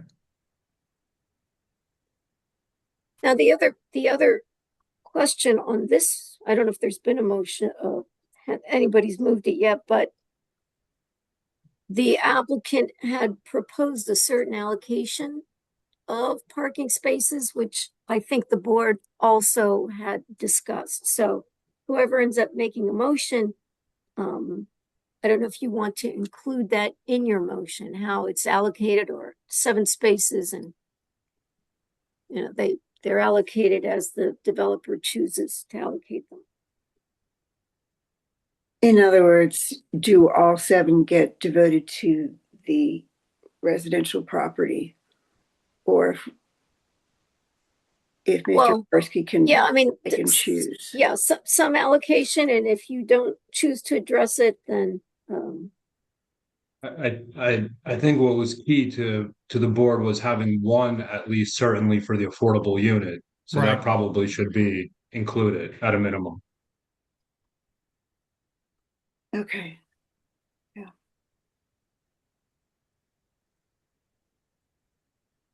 Okay. one space allocated to the handicapped, 2-bedroom affordable, or Yes, that was the request. But Daniel, is there one of the already, is 2-bedroom there a separate? affordables would have a dedicated spot. Say that again, please. one of the 2-bedroom affordable units would Yes, that's have what we a talked about. dedicated Right. spot. And I think it's certainly very possible that the 2-bedroom on the first floor, the handicap accessible one, may be able to utilize the handicap stall. Got it. Okay. All right, well, that's, yeah. Right. I still don't really understand how the office, parking interacts with all the other, with the residents, because I don't think the office people will they'll just have to, I guess, fend for themselves. And I don't think I don't see how it's gonna work that people will, drive off to work, given that we're in a culture of, working from home. So I still feel like there's a lot of uncertainty about how that all is gonna work. Let's break down the 7 again, just so we all are on the same page here. 1 goes to the handicap, to the accessible unit. 3 2 additional ones go to the residential, or 3 additional to the other residential units? I originally proposed in my parking management plan for 3 to go to the market rate residential and then 2 to go to commercial. As Cray was testifying, I was kind of thinking in my head, saying there's a lot of commercial up and down Nassau Street with no parking. It may make sense to have all the parking in the rear for the residents only, and that would actually comply with the ordinance for the residential portion of the project.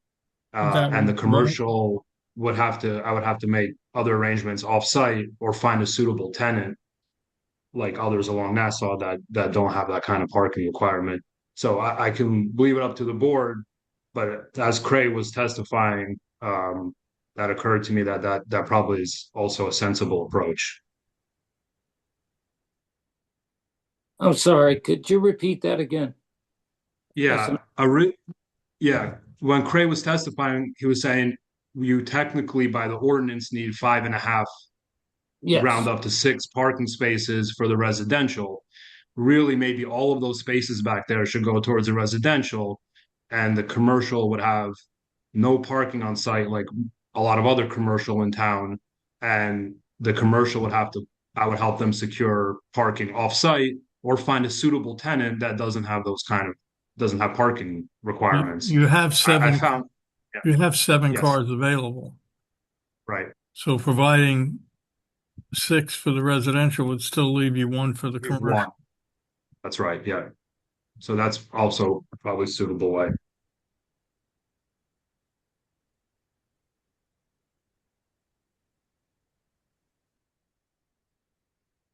Board members? That seems like a better plan to me. Sounds like a better plan to me is, me being one that was very uncomfortable with the management plan and the lack of units for the residential. And this also goes back to what was being presented at historic preservation when the office people were going to have to be off-site, but that the applicant changed that. So if we go back to that, then, Okay, so it's 6 residential, 1 commercial. Someone want to make a motion? I move to approve. But how many will be allocated to the affordables? Let me be clear. 1. And he promised 1 across the street at 14 North Harrison. Well, but he can't do that Whoa, because whoa, whoa. He owns it. But didn't you say that's going to change the parking? Didn't Justin say that would change the parking requirement there? Well, I mean, Thought yeah, so. exactly. If you were to deed that would require a variance there. Understand. It is not, you don't deed any of these parking spaces, but he said he had 3 spaces that are routinely available. So he made the offer, and I thought the chairman thought that was a good offer. Yeah, we could, I guess we could put it in, but we can't enforce it, I don't think. Yeah. No, I don't see how Why- you're going to enforce it, but So Go ahead. Yeah, I would just like to know for the board, because we've had a lot of these conversations recently, as we work on our fourth round ordinance with developers about setting aside parking spaces for affordable units. For affordables. Generally speaking, we cannot do that unless we have a redevelopment plan, a formal redevelopment plan. So I would say the fact that 50% of the affordables here, Mr. Barsky is saying, committing to a condition that the parking would go to them is a higher percentage than what we're seeing elsewhere. And in many cases, there is no formal requirement. Okay. So he's being a good Justin, guy again. So Justin, are you saying that the board can't request the allocation of 6 spaces for residential and 1 for commercial? No, I'm not saying that at all. I'm saying the condition that would require 1 to go to affirmatively to the affordable unit is better than what we're seeing elsewhere. I mean, obviously the numbers are so low here that, it's only 1 space, but it's 50%. But in a lot of other places, we're having these conversations and it's not getting to 50%. Let me put it that way. And, I'm sorry to hear that, but I can believe it.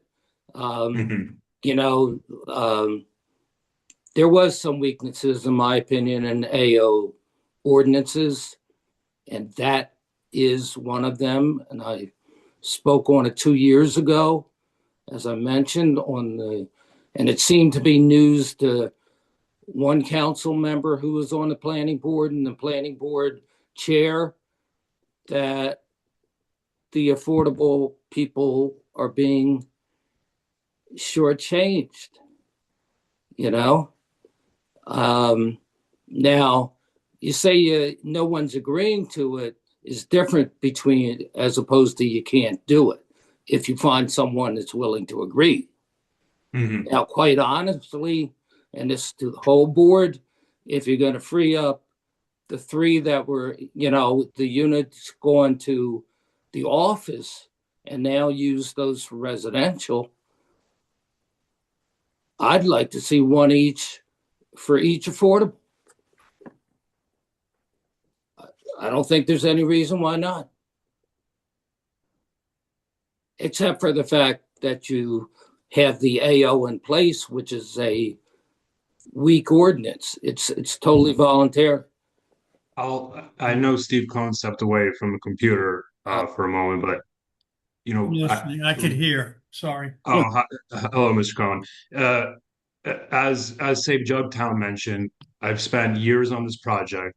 I spent a lot of effort to get it here, and if tonight to get me over the hurdle to see this project through, to get this affordable housing redevelopment, to set a good precedent between neighbor and developer on making a nice plan. If I need to add a second affordable parking stall to the plan to get over the hump, I'm willing to do that to get us there tonight and see this project forward. Something that my neighbors and I have worked pretty hard on getting to this point. So if that's what I need to do to get over the hump, that would be a 100% affordable parking commitment, which is, as Justin just mentioned, is a lot more than anyone else is doing, but I'm willing to do it here. And I think the rearrangement of parking can lend to that.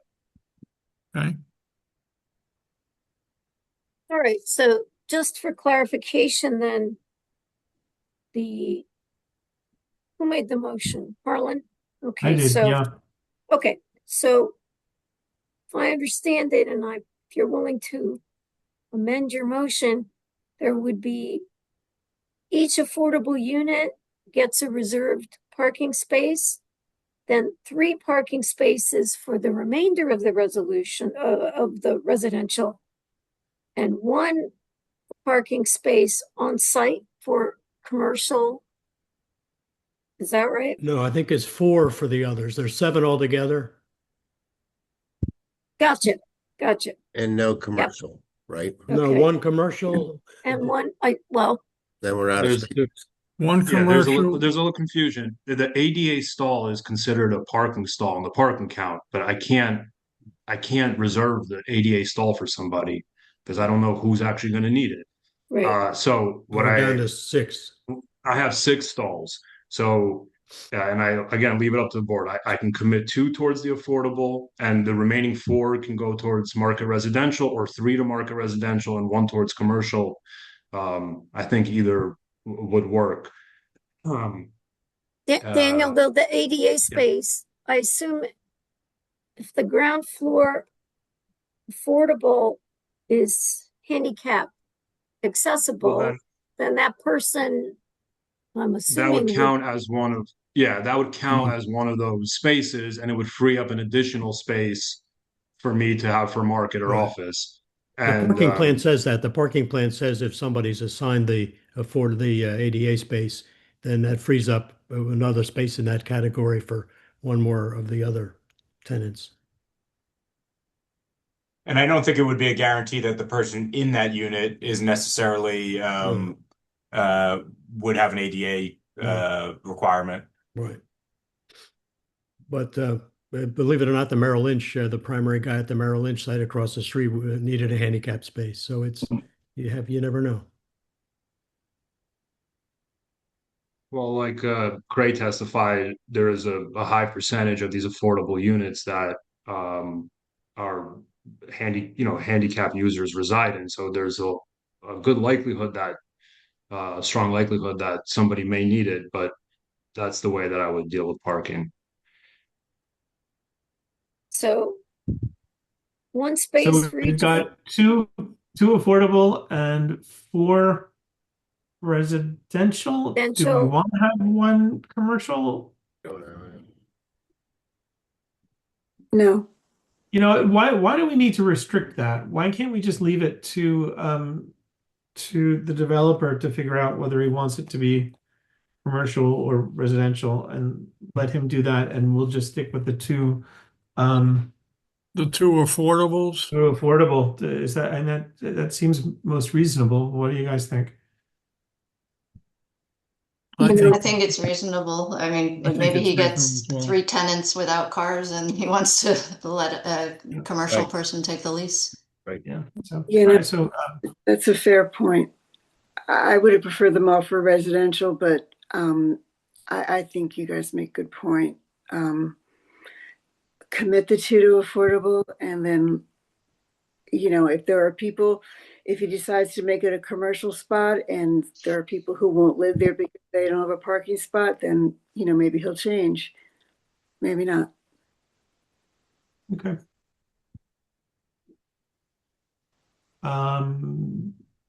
Do we have a How second? will you, I guess you'll have lots of signs up saying this is private parking, or so Yeah.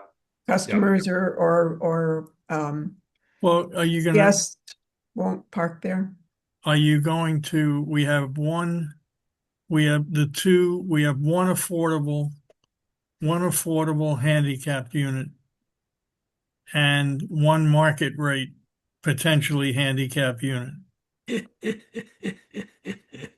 I'll prioritize it for the affordable unit if there's a need for it. Right. And then the market rate, it would still leave. So the issue is going to be if in the market rate unit, first floor unit, which theoretically is an accessible unit, if there's nobody in it, can he use that for another residential tenant? And I would think that he'd have to give priority to somebody who's handicapped, but if there is no one handicapped in that first floor market rate unit, that he could use that as a normal residential parking space. Yeah, I don't want to beat this to death, but just for my clarification, is the motion now 1 space for each affordable unit, and the remainder of the spaces are for the developer to allocate? That's what I Is that heard. it? Yeah. Yeah. That's it? That's- Okay. So we have a motion from Harlan. Who's the second? I will. Who's that? Okay. Bernice? Okay. Donna said, Okay, thank you. Okay, Claudia. can you- Question for Sure, just Michael. for Karen, or Yeah. maybe it's for Mr. Brodsky, Daniel Brodsky. If the two affordable tenants, neither one are handicapped, Right. to me, that means they're still getting two parking spaces. Yeah. They don't Yes, that's have- accurate. Yeah. Yes, that's accurate. The priority has to go to somebody who's handicapped. If that's accurate, that's accurate. Yeah, I just don't want to see one of those 7 go vacant. Yeah, okay. Claudia, call the roll, please. Ms. Chen, Yes. Ms. Coulson, Yes. Mr. Floyd, Yes. Mr. Shriver, No. Mr. Tannenbaum, Yes. Ms. Donna, Yes. Chairman Cohen. Yes. Thank you. Okay, what's next? The next is the percentage of compact parking spaces. The percentage of, say that again? Compact parking spaces. Okay. And the proposal is for 2? It says 2 of the 8 parking spaces. Derek, why is it 2 of the 8 parking spaces? There are only 7. There's only 7, or 25% of the total to be compact spaces. Variance relief is requested. I think it was the EV, one of the spaces to be EV, but it's 7 spaces. So they're proposing 2 of those be compact parking? Is that correct? I'll have to check the plan. Well, no, let's ask the applicant. That's my understanding. That's correct. Yeah. Yep. That is Yeah. correct too. Okay. It's 28%. 28 instead of 25. Instead of 15, and Instead of the 15. Yeah. yeah, not 25. Thank you.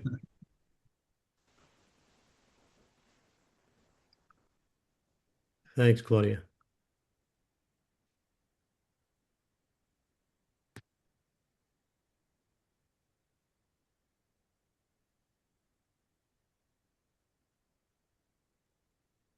Still rounding up. You want to see where they are on the plan in the garage?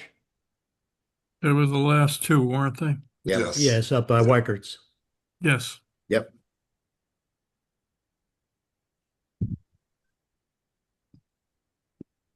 Okay, do we have a motion?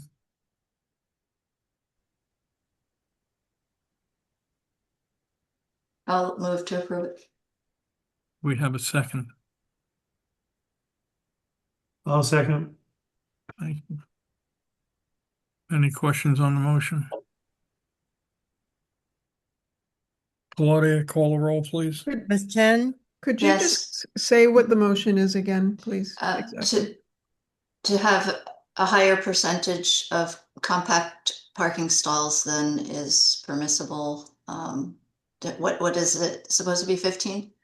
Or Correct. capped at Yes. 15 and we're at 25? But they're providing 2, which is 28. over that percentage. But the truth is that they're providing 2 to help them get to the 7. If they only provided 1, then they would only have 6 spaces. Yeah, Yeah, that's true. and they say they know there's compact cars out there. Quite honestly, I over a month and a half ago, I followed up and went to your properties. A couple of them went to Hilliers, Witherspoon. Boy, there's a lot less compact cars these days and a lot more mid-size SUVs. Yep. And when I went to pay taxes on Monday at Municipal Hall, that whole parking lot, I would say 50% were filled with mid-size or more SUVs and very few compact cars. But I wanted to check. I went to the Lincoln Court Van Deventer property that you own. I went to at the bottom of Maple in the Tree Streets, and I think you were next to the La Placa, used to be La Placa. I don't know if it's yours, but there aren't a lot of compacts like there used to be. So I didn't buy into your logic, but I tried to see if what you said was true. I think probably 28% of them probably are compact. 28% of what? I mean, essentially you're right. There's less compact cars out on the road generally, but I think that certainly will find two people with compact cars here. And the town has generally lately been supportive of giving more compact spaces.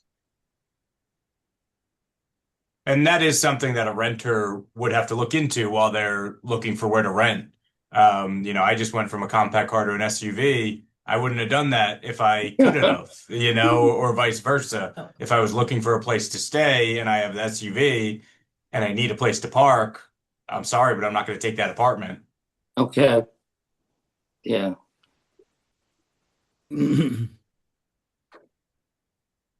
Okay, we ready to call the roll? I just don't see how you manage that. But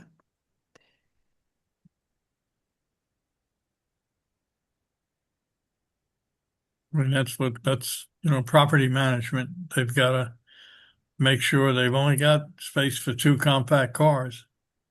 That's what happens at the end of the line on those last two spaces. Daniel, do you imagine you would assign spaces at this point since we're getting so? Well, yeah, they would have to be assigned. Compact cars would have to be assigned, as would handicap cars. Yeah, all the spaces in this kind of small parking arrangement would be assigned. And as part of the screening process with tenants, and as part of showing with tenants, we tell them what kind of availability we have with parking. So in some instances, we may say, we only have parking off site. It's located here. If it doesn't work for you, then this isn't the right unit for you. Or we have one compact stall left on site. If you have a compact car, you can park on site. If not, I need to make arrangements for you off of site. So, in my experience, I think filling two compact stalls here isn't going to be a big hurdle. I think it's probably more of a burden on you than it is the market. Yeah, I agree. Yeah. Yep. Okay, Claudia, call the roll, please. Ms. Chen, Yes. Ms. Coulson, Ms. Yeah. Coulson, yes, Mr. Floyd, Yes. Mr. Shriver, No. I'm sorry, Ms. Donna, Yes. Chairman Cohen. Yes. Thank you. You missed Okay, me, what's Claudia. next? What about I'm sorry, Harlan. Okay, I'm yes. Thank you. All right, next variance is parking setback. The one, Parking spaces are to be set back a minimum of 4 feet from the property line. The applicant wishes to locate parking spaces within a foot of the property line.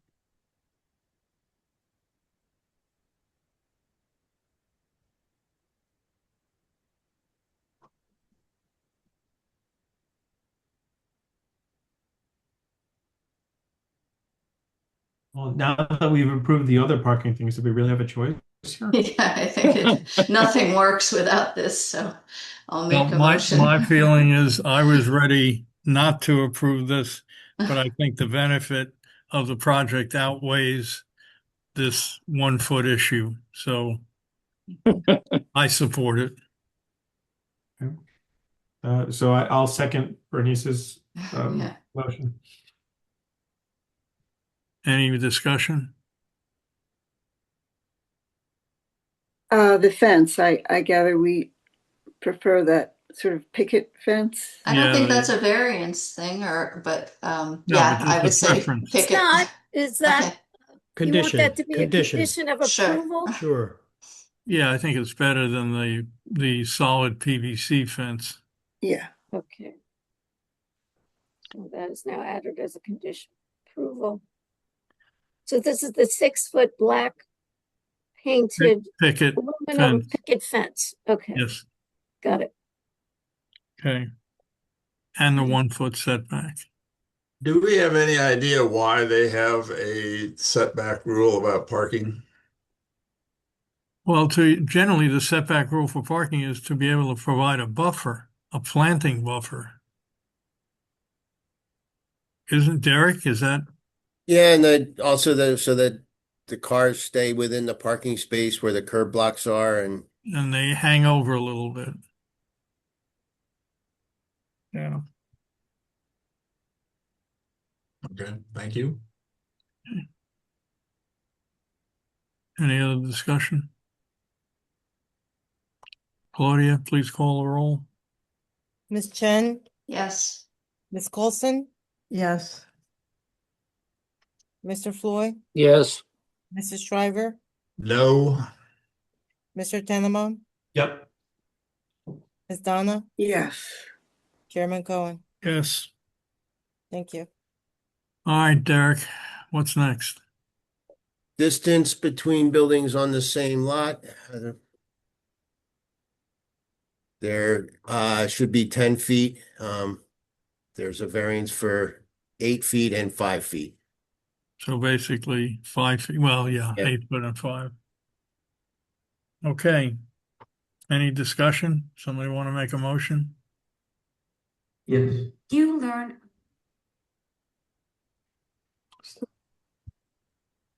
Made that? What's that? Somebody make a motion? They made a I'll move approval. Okay. second. I'll second. Okay. Any discussion? Okay, Claudia, call the roll, please. Ms. Chen, Yes. Ms. Coulson, No. Mr. Floyd, Yes. Mr. Shriver, No. Mr. Tannenbaum, Yes. Ms. Donna, Yes. Chairman Cohen. Yes. Thank you. And Derek? last is the design waiver. That's the drive aisle? Yes, 24 is required, 20 is provided. correct.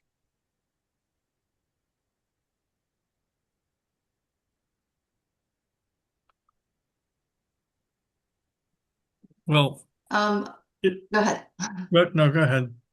I just had a question maybe of, I don't know if the traffic or somebody who took care of the turning radiuses can address this. He's Is there here. anything that would help with, it is very tight in terms of, I don't know, would bumpers or bollards make it worse by reducing the amount of space in the drive aisle? Mr. Jacomart is here and ready to answer. Yeah, I He mean- was sworn last time in expertise. Yeah, I'm just wondering if there's anything that should be introduced to avoid people backing into the building. Or is that going to make it more difficult to Any drive? obstruction, I have to believe, is going to make it more difficult. Is there Yeah, a mirror? or sometimes we can see wooden boards that help in this regard. I think that in general, you know, the turning radius that we showed show that it does work for you know, the typical cars, the standard cars and the compact cars. And what has helped here is the fact that the parking stalls are all 9 feet wide. That helps in terms of maneuvering in and out of the stalls. So that is the picture. And I would say maybe some kind of a wooden protection or some protection against the facade of the building would probably be appropriate. And that doesn't take a lot of space. It's just a few inches. Yeah. I think the wall needs to be concrete block, reinforced. With drywall work there, or even some sort of Durock or some harder board. But I think, quite frankly, that's going to be up to the developer. He's got to protect the wall. You know, if there's any mirror that can be placed Excuse me? What was that? somewhere, some kind of a mirror, so, you know, to help Well, people no. backing up or? Well, I you don't know, think the mirror would help. But you know what happens these days? There are more and more cars that have a camera and have Yeah. a noise Exactly. making machine. When you get closer, you get the beep, beep, beep in the car. We have more and more cars that have that will help in this regard. it becomes a management issue. I think, you know, it's in this particular project, it's inherent. They don't have the room. It's also a question here, you know, when you talk of the 24-foot aisle that we see, the standard aisle like in a shopping center. In this case, you know, people know the parking lot because the landlord will give permits. It will be the same people that will go in and out every day. They know the parking lot, and so it's not like you have a lot with tourists or visitors coming in that don't know it. So When you that have helps little as well. service trucks that are gonna come in and go out, it's gonna take getting used to. Yeah. Let me add to what George said. Typically, the 24-feet parking aisle serves when you have stalls on both sides. So you have parking stalls on both sides of the road or of the parking aisle. That's when you have 24 feet. But in this case, they're providing just stalls on one side. So the 20 feet will be appropriate. You I don't think it's think it's adequate? gonna, I You don't do think think it's it's gonna be adequate? yeah. I Okay. think it shouldn't be a problem. Well, that matters. Thank you. All right. Someone like to make a motion? I move to approve. Second. Discussion? Okay, Claudia, call the roll. Ms. Chen, Yes. Ms. Coulson, Yes. Mr. Floyd, Yes. Mr. Shriver, No. Mr. Tenenbaum, Yes. Ms. Donna, Yes. Chairman Cohen. Yes. Thank you. Derek, is that it? That is it. I think you approved it. I Well, wasn't it so sort of sure. looks that way. Wasn't so sure along the way, but we really do appreciate all the effort you all put into it. Okay. Thank you, everybody. Okay. Have a good night. Yep, Thanks. y'all Good take night. care. All right, well, Mr. Barsky, thank you. Take care. Good night. Good night, all. Well, So I hear you, Steve. so we just approved a building with almost every variance we could have imagined. Yep. It says, I mean, yeah, I have to tell you, honestly, my concern is the parking in the cars. I drive through that intersection every day, and when people are turning into I'm just concerned I've been concerned about the parking. That's why I was voting no. So, You know, the drive, a lot of people leave that Whole Earth parking lot and come out to that drive, and they turn right and left.